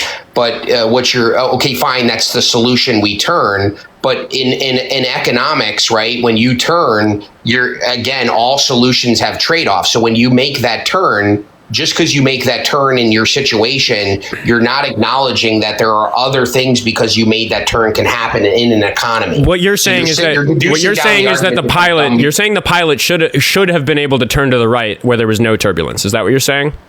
No, what I'm saying is in an economy, when you make a decision, all solutions have trade-offs. In your scenario, you're not acknowledging that by turning the plane that there are going to be other trade-offs that are going to take place because of the decision. That's the turbulence. Reducing it down to a bad example. It's exactly what my analogy is about. How are you not understanding that? The turbulence is the trade-off. Perhaps it's a longer route and they burn more fuel. Perhaps the airport that they're trying to get to is blocked by a storm and they have to go to a different airport. That's a cost. Now everybody has to get on a different plane later to go to where they're going. You can just dodge the particular examples, but my point is avoid big bad, allow little bad. You're talking about little bad with the Federal Reserve when I'm saying that the whole point of the Federal Reserve is to avoid the big bad. Well, what if the turbulence causes the plane to crash into a house of children or maybe a child's hospital? Now you unalive more people because you avoided one bad thing, and now all these children are unalive because you decided to go through the turbulence. You have changed my example, but I'm gonna let you move the goalpost, and we're gonna work with it. What's better, definitely crashing into a mountain or maybe crashing into the ground? What I would say is you don't know, and all solutions, all choices have trade-offs, and you don't know what they are before you make the decision. These guys who work at the FDA, or not the FDA, the Federal Reserve, and the pilots that fly the planes, they're so ridiculously knowledgeable about what they do. They might make decisions that seem a little bit mysterious to you and me. But again, you're just like I said, the pilot avoided a mountain and had to fly through some turbulence, and then you immediately said, well, what if he crashed into a house? That didn't happen in my fucking example, dude. What the fuck are you talking about? Yeah, because you're ignoring that all actions that are taken, there's still human action, and there's millions of people making decisions in the economy. So and they can't assess these things perfectly, and there are mistakes. And I'm sure there have been times where, if God's real, I don't believe in God, but if God's real, if Laplace's, me neither, I'm an atheist. If Laplace's demon is real, if you're an old school Philbro and you know what that means, the all-seeing entity that can predict everything that's going to happen in the world based on the state of affairs in it, God could look down at Jerome Powell and go, "No, you fool! You should have changed the interest rate next month instead of this month. It would be slightly better for people's pensions and incomes if you changed it next month." So Jerome Powell didn't make a perfect decision in that case because he's not fucking God. But if he was, he might be playing God. That's the point. He's playing God. Yeah, but with the FDA, well, I keep saying the FDA because I want to mix it up with the FAA, which has to do with flying, but we're talking about the Federal Reserve. Somebody has to make those decisions. I'm sorry, God's not available for comment on the matter, so we hire somebody who's really fucking good at this shit, who at the moment happens to be Jerome Powell, and the economists agree he's doing a pretty fucking good job, and you don't understand the economy, so you're saying that the plane that's flying through turbulence is going to crash into a fucking house for some reason, which is just an out of left field change to my analogy, which shows that you're not capable of critically reasoning about these very important things we're discussing. Well, actually, I would disagree. There's a lot of economists that have said that the Fed has done a poor job. And I could just point to you one statistic, which is most children now are not going to be able to buy a home until they're 40. So if your assessment of how the Federal Reserve has been doing over, I don't know, even the last 25 years, the fact that kids are not going to be able to buy a home until they're 40 because of asset inflation, maybe you can explain to me how that's a good job. Well, okay, so you're just pointing to a thing that's bad that's happening in the economy that isn't, by the way, the responsibility of the Federal Reserve. Because again, you're saying that the vacation that you went on. So prices aren't responsible. The Fed's not responsible for prices? Not directly, not as directly as they are for not steering the plane into a mountain. Yeah, you're saying that you didn't enjoy the vacation that you went on, and I'm saying that the pilot didn't crash into a mountain. Like, do you understand that not everything that happens in the economy is directly at the control of Jerome Powell, and they're going to be bad actors? There are loads of reasons why houses are too expensive. You've been on the show for an hour and a half, and I'm probably going to give you the entire show today because this is a fascinating conversation. You could call in another day and we could spend 2 hours talking about why the houses are expensive, and none of those reasons would be because Jerome Powell is careless or because he wants them to be expensive. A lot of them would have to do with Donald Trump's policies. What? Yeah. How is Trump making housing more expensive? Well, here's an example. He tariffed the shit out of Canadian lumber, which we were using to build, guess what? Houses. Yeah, I don't agree with tariffs, so sure. Yeah. Okay. Because they make houses more expensive. You asked for how he was doing that, so I told you one example of the many things that he's doing. That actually, also the trucks that bring the lumber from Canada to the United States, they burn this goo that we call fuel that he made very expensive by going to war with Iran. Like, there's a lot of angles. Like I said, we could spend 2 hours talking about how Trump is making homes more expensive. Can you show me then within the inflation data that housing went up because of the tariffs? Because most economists would agree that tariffs would just be inherently like transitory as far as inflation goes, and it wouldn't affect long-term inflation rate. So, and that's a pretty common, I mean, even Powell said that himself. Dude, it's like the reason that a lot of the economists are considering the tariffs transitory is because Trump is going to die and stop all this nonsense. Like that's why there isn't domestic investment in manufacturing and why these issues are really bad right now because of what he's doing. And when somebody else is in charge, they're going to be better. Yeah. I mean, every administration, and you can make the argument not to the extent that Trump does, and I'll agree with you, but I mean, Biden used tariffs on steel and steel prices went down. Tariffs are not necessarily bad. There are ways in which tariffing can be, again, it's like that knob twiddling where like the pilot knows exactly how to do the things in the cockpit they need to do to keep the plane safe. And you're like, bro, we got to go to the left. Come on. And then you don't even realize like how to fly a plane. So you go to turn to the left. Now the plane is banking so hard to the left that you know, your wings are vertical and you lose your lift and the plane, and then you go into a dive and then you all die because you're playing with fire when you do this stuff and you don't understand what you're talking about. Trump is jerking the yoke to the left, crashing the plane into the ocean. We didn't even get to crash into the house or the mountain. He doesn't know what the fuck he's doing. And I'm sitting over here saying that these like fine little examples, you gave an example of Biden tariffing something in a way that was effective. That's a small adjustment. That's like a careful thing that he did. Trump across the board tariffs the shit out of a bunch of countries for reasons that have nothing to do with the particular goods that he was tariffing, but with how mad he was about the trade deficit between those countries. And a trade deficit has nothing to do with tariffs because there are countries that we should have a trade deficit with because they supply goods that we can't manufacture here because they involve natural resources that we literally just don't have on American soil,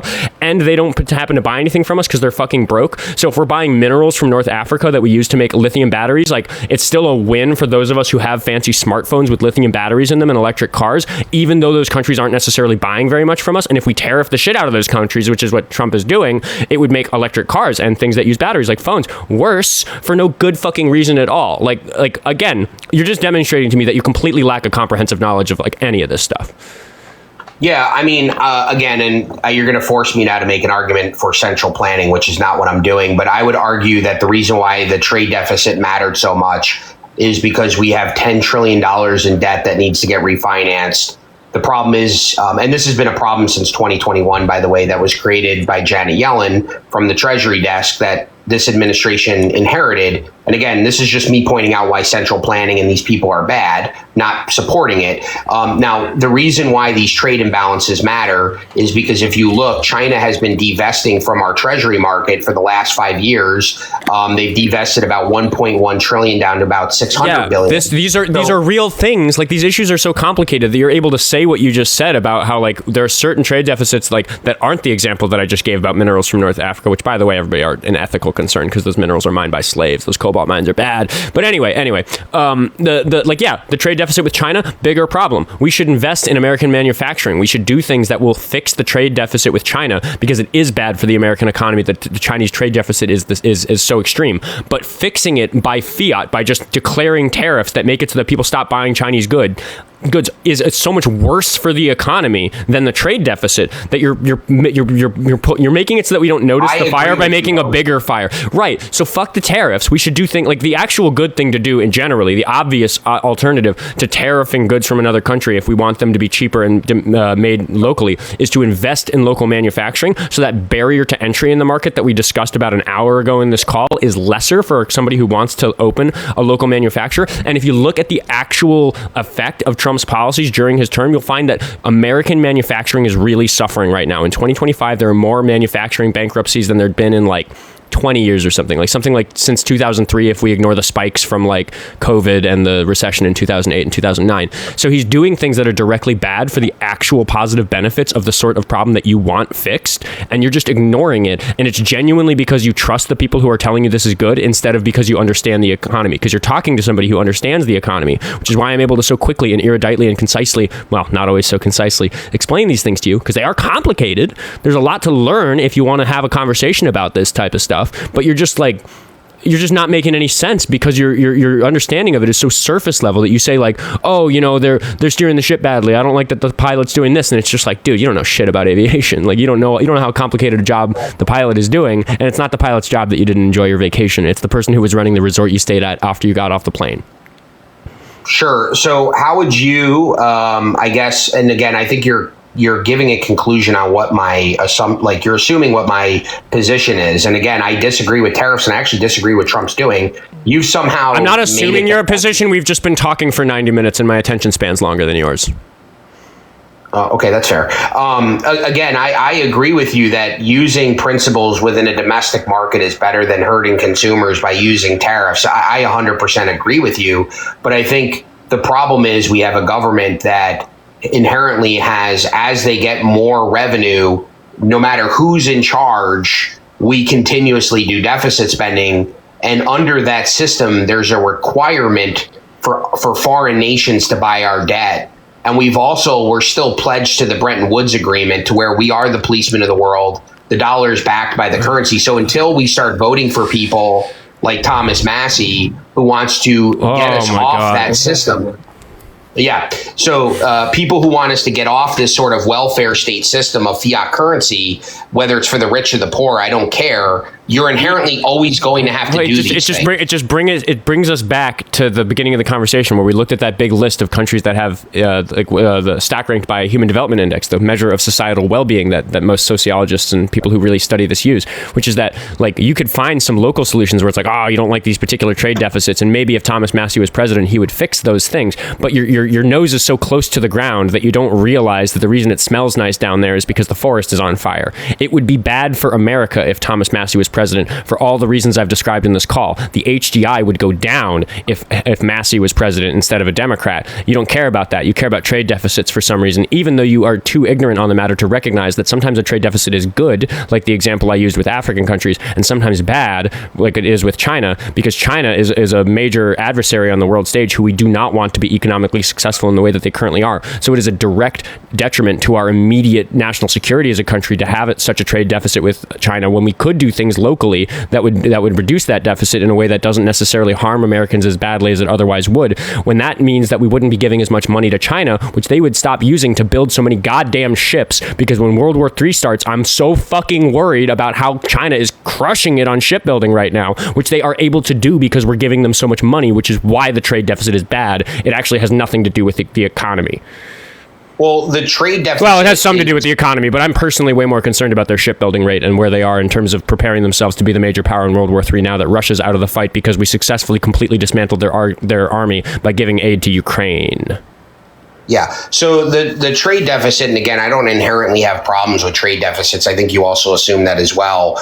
But where I do have an issue is the fact that we create a trade deficit so that other countries use the dollars we spend in their economy, and then they turn around and finance our credit card, our debt. And if that gets cut off, meaning that we don't have countries that are willing to use the dollar to buy our debt, that creates a domestic issue in how we finance that debt, which is, it takes away, again, when we want to be the policeman of the world, right, which I don't, that takes away our ability to do that, because then things like sanctions and those sort of things cannot stop other nations from doing things that we don't want them to do, right? You take that power away from us. So again, when you run into these situations where you have countries, and again, this is not me supporting it, this is me just telling you the inevitable conclusion of a fiat system, which is this is such a basic question that I'm actually like almost offended to have to interject and ask it, but I just do, even though you do seem to have a base understanding of what most of the words you're saying mean. You do understand that a deficit doesn't mean that we're actually losing value, right? Like it's not correct. Like, I said I don't have an inherent issue with a trade deficit. I already said that. Okay, I just don't understand your position, and you're not articulating it well. And I feel like what's happening in this conversation is that you have like a generally pretty prepared way that you talk about this, but I've spent an hour and 35 minutes dismantling so many of your positions about this that as you navigate your own explanation, you're working really hard to avoid the things that I've already disrupted, but I've disrupted so many things that your argument no longer makes sense. No, I just don't think you're tracking my argument. My argument I think I'm not tracking your argument, and the reason that I'm not tracking your argument is what I just said. Yeah, well, again, then how do you, if nobody were to buy U.S. Treasuries, how do we solve that problem? Sorry, ask that question again. I was reading the chat. That time I wasn't. I was reading. Yeah. I was reading a comment about how I need to listen, and that's why I didn't listen to what you said. Say it again so I can listen. Yeah, that's fair. So in a world in which countries no longer purchase U.S. Treasuries, what do we do about that problem? In what ways would that problem manifest in the economy? Yeah, so if you don't have a way to export treasuries, then you have to internally have buyers, right? So there's 21 banks you have the public and 21 banks who buy treasuries. If you don't have enough demand and you have too high of a supply, which is what we have now, we have $10 trillion. When the supply becomes so high and the demand isn't there, then interest rates have to go up and the system will eventually or inevitably crash because you don't have enough buyers of debt. You don't have enough liquidity in the system to purchase it. So when that problem occurs, how do you solve it? Okay, you made a big leap to the whole system crashing. Go back to that part and explain to me how that will happen by a reduction of foreign interest in U.S. Treasuries, because I recognize that of all the things that people like Jerome Powell are looking at when they twiddle those knobs at the Federal Reserve about how we're running the economy, that is one of them. It's not going to magically go to zero if we don't immediately get our trade deficit under control with China. It's not like the entire world's going to stop buying our treasuries tomorrow. This has nothing to do with trade deficits you're not tracking. We were having This is about other countries using the dollar to create demand, right, to buy our treasuries. What do you do, right, when countries stop investing in our debt and then we have to deal with the debt domestically? How do you do that? Why is it so important to you that other countries invest in our debt? I would like to get the debt under control so that they don't need to do that nearly as much. I do too. We agree. I 100% agree with you, and our government has failed to do that. We agree. But again, in the current system, so let's build an economy that's more robust to that sort of change. That would be better than like obstinately wanting other countries to have to buy debt from us. I agree with you. We need to go back to a system where we don't rely on other countries to we rely on countries to export our debt because we want to be the world police. In order to be the world police, you have to have the ability to put sanctions on other countries. There has to be a demand for the dollar. The demand for the dollar is created by us purchasing things from other countries and then people reinvesting that dollar back into something that that holds value past inflation, because if not, countries wouldn't want to hold the dollar because of the devaluing of the dollar. You want us to be you want us to be the world police. That's why you want us to be able to go around the world and break some legs about the debt that we have with other people. You want us to run the world through mob rule. What are you talking about? I don't. That's what FDR got us into when he signed the Bretton Woods Agreement. When Nixon took us off the gold standard, again, it perpetuated the fact that we needed to be the world police. I'm not advocating for it. I'm just telling you why we're here today and why the system is crumbling. It's because of central planning and because of us wanting to be the world police. I disagree with that. Oh, okay. So, like, when I said that what we should do is, instead of like lamenting the immediate negative effects of the other countries not being so interested in our debt, like, we should build an economy that's not as dependent on other countries being interested in our debt. Because the fact that the state of affairs that we're in with the outrageous debt that Trump's created through the big beautiful bill, like, it's not a good one. Like, what? So, like, how about we do none? I agree. Then what is it that you and me disagree on then?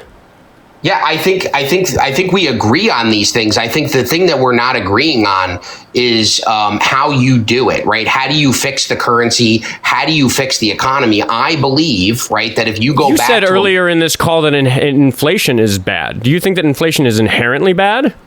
No, I don't think it's inherently bad. I don't think it's inherently good or bad. I think the market will determine, like, deflation. Look up China, man. China's gone through, like, I think several quarters of deflation, so things are becoming cheaper for people. Deflation, if productivity increases and deflation happens, that would be inherently good for the consumer because things become cheaper. Yes. China is going through deflation right now. I'm learning that from you if that's the case. I'm not surprised if that's the case, because that's one of the immediate and obvious effects of the United States, one of the other greatest economies on the planet, tariffing the shit out of everybody. So I would argue that the restriction of the flow of goods in and out of America by Trump is the reason why China's doing better economically. Probably not a long-term effect. I'm not educated on China's economics like that, so I'm not sure. But again, I'm just not impressed by your fact that China is having deflation right now. Deflation is almost never sustainable and is generally a sign of bad things if it's happening, which is why the target inflation rate in the United States happens to be 2%.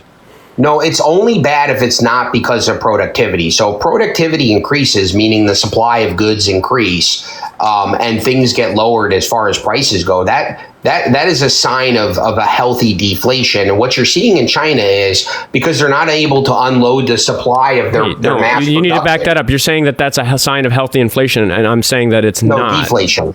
Yeah. You said it's a sign of healthy deflation, and I just don't understand that. That doesn't seem right to me. Yeah, so if I'm able to create widgets faster, cheaper, and better, and I'm able to produce it at a mass rate and put it into the economy, right, at a large scale, and so are you, and you and I are competing against one another. In order to beat each other, well, you're broadening it. You're literally giving China as an example of some places where some prices are coming down, but what I'm saying is that what's happening to the global economy is bad, and one of the effects of what's happening so badly in the global economy is that China is winning a little bit, which I don't like. Well, here's the thing, right? When deflation happens, the rich lose and the consumer wins. So, like, that's why that's not why deflation's bad. Well, then why is it bad? Because it's unsustainable economically. Whatever is causing inflation to be negative, it's impossible for inflation to be negative, because as society goes on and technology develops and there's more prosperity and more productivity and the government prints more money, it's like a necessary mathematical fact that inflation is going up, or for inflation to eventually like creep up a little bit, which is why we have a target inflation rate that's about 2% per year. So if it's going down, it creates a mathematically unsustainable circumstance in the economy.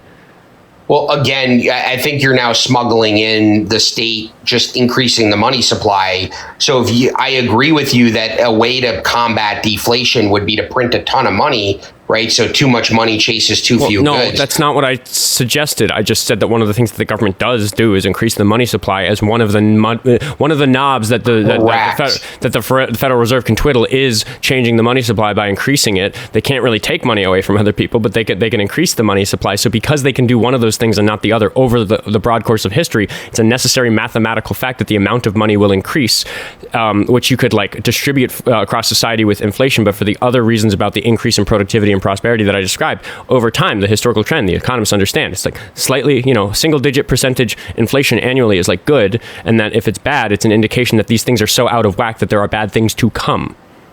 Well, good for the rich, but it's when deflation happens, it's bad for the rich and it's good for the consumer, because that means the consumer, when they go to the point of transaction, they're paying less for the good. Yeah, it's good if your stuff is cheaper, but that's a simplistic look at inflation.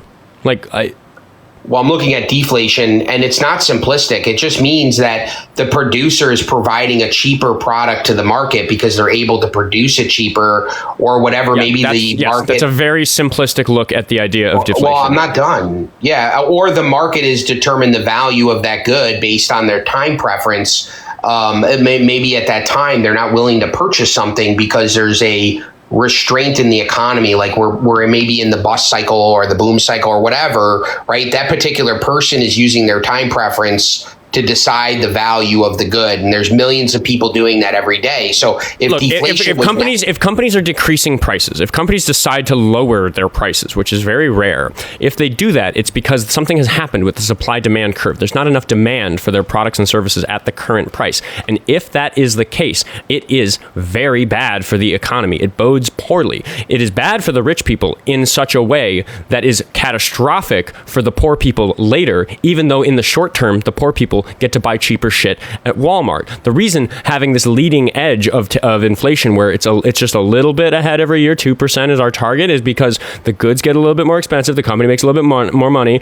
They pay their employees a little bit more. That money goes back into the economy. They go and spend it on the goods, and there's this cycle that allows the inflation rate to creep up and continue. And if we tip it too far in one direction, the goods become too expensive and the poor people get fucked. Or if we let it go down, if we have deflation like you're describing, or inflation that's too low, then the companies aren't able to sell their goods and products. That's so bad for the company. People lose their fucking jobs. It's funny, the wealth doesn't trickle down, but the suffering does if the companies aren't doing well, because people fucking lose their jobs. You don't understand the effective inflation rate on the economy. That's what you're demonstrating. Well, again, I already made it very clear that if deflation occurs because of productivity increasing, that's not inherently bad. Why would people lose their job if a company is able to produce a good at a cheaper rate and then sell it at a cheaper rate in the market? And then other companies would have to compete with that price. Because for the company in a capitalist system, which I think most of the system should be, for the company to sell it for that lower price, it is an indication that they cannot sell it for a higher price, and there has to be a reason for that state of affairs, and whatever that reason is bad. Not always, because if you're able to increase your productivity and increase the amount of goods on the market, you could look at many different products. It doesn't mean that demand automatically drops for that product. Maybe you're just reaching a wider or larger group because now those people are able to afford the price that you're able to provide it at. So you're basically now in a year-over-year sense, what I'm describing is true. But I actually think you're right that automation could completely save us from this by actually making the amount of human cost of labor involved in the development of products to be low. But then we have another problem where it will be companies that control that automation, those who buy, get in first and buy all the factory robots. It's them who are going to have a monopoly on that labor, and they won't, out of the kindness of their own hearts, distribute it to everybody and make that inflation rate lower. They will, if they can, hoard that wealth by keeping the prices high. That's what's shown in the actual economy when companies have those sorts of benefits. If a company is so good at making a product that their costs are cheaper than everybody else, they don't undercut them by the amount that they could because it's cheaper for them to manufacture that product. They undercut the market by just a little bit, so people buy from them and their profits are enormous. We need regulation to save us from that problem, which we argued about earlier in the call. No, I think that you're missing the point here. I think if somebody else is able to provide, like, look at TVs, for example, right? Like, if somebody is able to produce it, a better product at a cheaper rate. Look, when 35 years ago or 20 years ago, when you bought a television, it cost you $3,000 for a 30-inch television, and you could barely carry it in the house. And now that same television is a lot less. Right. So when things become cheaper to make in the market and you can distribute it to a wider market share and dude, like the measures of his mic cut off, by the way. I didn't mute him. Are you still there, Galt? Am I still here? You guys can hear me, right? I can see my waveform, but I don't know where he cut out. Oh, and that kind of caused me to lose my train of thought. Maybe that'll cause me to lose the conversation, because I am getting bored of this conversation. I'm here, but he's not here. Okay, he's still in the call. But I share to people who don't have as much money to buy my product. That's a good thing, bro. Bro, You know what? I'm actually going to let that bro that you threw on the end there be the conclusion of our conversation for today, because we are coming up on 2 hours and I would like to rest and talk to my chat for a few minutes. I do appreciate the conversation. You participated in it in a way that is effective for the show, and that's like most important above all else. Do you have anything you want to say before I let you go? No, this was actually fun. I usually don't get to, unless I run my own live. Most other lives I go to, I don't engage in actual conversation. It's usually performative and they kick me. So I appreciate you actually having a conversation with me today. I thank you. I appreciate that you recognize that about me, because obviously you and I disagree wildly on this stuff. But it's not a good show if we don't figure out why that is. And I try to run the show in a way where we figure out why it is that we disagree. Yeah. Well, hey man, it's been fun. I'll come back around. I actually gave you a follow. I appreciate your chat. Hopefully I didn't get like hate DMs and stuff. I want to see the betterment for people just like you. We just have a different opinion. So my people are in here. Please. I will just say, and this might hurt your feelings as the final note, so maybe I'll lose your favor. But when I have people on the show that I disagree with me about this, I always say that if you think that Trump's a good president, or you disagree in the ways that you and I do, it's either because you're a fool or because you're evil, because you actually just don't care about the quality of life for most people, and you just want to be in the rich club of people who get to benefit from bad policies. I don't actually think that's you. I don't think you're selfish. I do think that you have some foolish beliefs and you're not as educated as you think you are. I think there's a little Dunning-Kruger going on here, but I'm actually going to give you a stamp I give on my show sometimes, which I don't think you're a bad person. I just think you're misguided. Yeah, sure. I agree that you meet the same criteria for me, man. So I guess we'll agree to disagree. It puts us in a place to have a good faith conversation if we both think that about each other. Fair enough, man. Hey, listen, have a good day. And I hope you're right. And I hope society gets better, right? I guess one day we'll find out. It does sound like we want life to be better for people. We agree about that. And that is the most important thing. I agree, man. All right. Well, that's one thing we can agree on. We want society to be a better place. There you go. W host. W in the chat for the host. Thanks, Dr. Galt. Have a good one. Ooh, I've been waiting for it to happen. To just dedicate an entire show to the first caller. I don't think it's happened since I started doing the regular 2-hour show. Thanks to everybody who made it all the way to the end. I know we got kind of lost in the weeds for like the last half hour, and I was honestly just getting bored. There was a part of this where I was just like, oh man, like these Midwest Progressive nap for 30 minutes. I don't know if I'm going to do music today. I was screaming at him in a way that's bad for my voice, but good for the show. So maybe I'll do a song. I don't know. Can't find my damn tuner. I'll have to tune it with my phone if I do that. But here, give me a second to breathe. Oh my God. I do think that, just to judge myself, I think that my performance during the first hour of that call before I got bored was unusually good. I felt like I was cooking early on in that. I know there's some people in the chat there were a couple people really defending him, and maybe they'll call in another time and we can talk about it. Oh my God. I just don't get it. I don't get how people can I guess it is just Dunning-Kruger, right? You learn a little bit about how the economy works, and then you come up with some opinion, like some of the ones that guy had, and then you get really stuck on those when it's just like the whole thing is just like more complicated than that. Like, I, even as somebody who sits and debates these things, can recognize I don't understand these issues as well as Jerome Powell probably does. I don't understand exactly why he does what he does. He was like nailing Jell-O to the wall. Yeah. And I did briefly glance at some of these names he dropped that he couldn't spell, which, man, what a fun W that was. And I suggest that I think that there's just a lot of bias in that type of thinking. I think that if he's unwilling to define democratic socialism in a way that includes people like myself and Bernie Sanders, then I just don't really feel like he's like, whether he thinks it's good faith or not, it's just not effective conversation to say that I'm not a democratic socialist, or to say that Bernie Sanders isn't a democratic socialist, that you refer to something from Germany in the 40s to make that claim. And it's just like, yeah, dude, in the fucking 1860s, I'm not a Democrat because they supported the slavery. They were on the South Side. Like, it's just absolutely, completely bananas, ridiculous. Give me some questions in the chat. I want to chat to you guys for a few minutes. So I've got 4 minutes to close before I get 2 hours, and I like getting the show over 2 hours because it's good for the TikTok algorithm. But I am tired, man. That one took everything I had. That was a lot. What is Miss Cham on about? I know that they were supporting him, but I also know that they missed the beginning of the conversation where that guy cooked himself in a circle. Did you know people learn and develop their ideas? Wow. Okay. Carrie says, hard to take him seriously when he has a book and no idea what a democratic social is. Yeah. I wouldn't have been about to do it, Oscar. I actually don't know what you're referring to there. Galt is very stuck on founding ideology of political groups. Yeah, that's something that happens a lot. Like, I almost categorize that guy as a Phil bro, because I think his approach to all of this was very, very Phil bro. When do you plan to do more than 2 hours per day, if ever, says Let the Wookiee Win? That's a good question. I think I would need employees to be... I mean, I do. I have the mod team. I have like 10 people who work on this show, and they're incredible. But in terms of the production of the show, I'm really the only one who works on that. And the issue is that in order to... Like, the reason my accounts are growing so quickly is because I immediately after doing the show... I'm actually a couple episodes behind, which is why the YouTube VODs are behind the live streams right now. But immediately when I'm done recording this show, I am going to spend the next 4 hours of my day listening to previous episodes of this show and cutting them into Instagram clips that perform well in the algorithm, and like doing the managing work of all of that. And it is just an insane mountain of work. I could go live for 6 hours a day instead of going live for 2 hours a day and spending 4 hours editing, but then the show wouldn't be as successful because the VODs wouldn't get up, or if they got up, they'd be low quality, like they wouldn't be edited and like, you know, like sound mixed well and stuff like that. And like I wouldn't have the clips. Like my Instagram account, like I don't even know how many my Instagram is growing so fast that I like look at the number and I'm like, oh God, I don't even remember what it was yesterday. It's 26,000 now. What was it yesterday morning? I don't remember.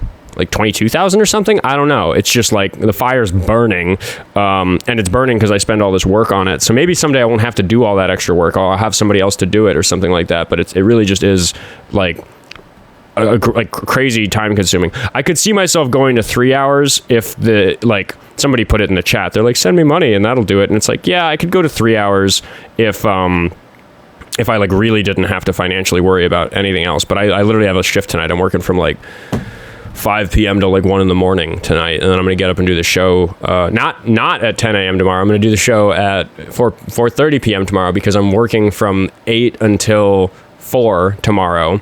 And then I have a gig at 6 o'clock. So I'm going to do the show from 4:30 to 5:30 and not do any editing tomorrow, and then go be an actual musician because I am doing that elsewhere in my life. And then that's tomorrow. And then and then I'm going to get up having not slept very well on Friday, and I'm going to do the show at 10.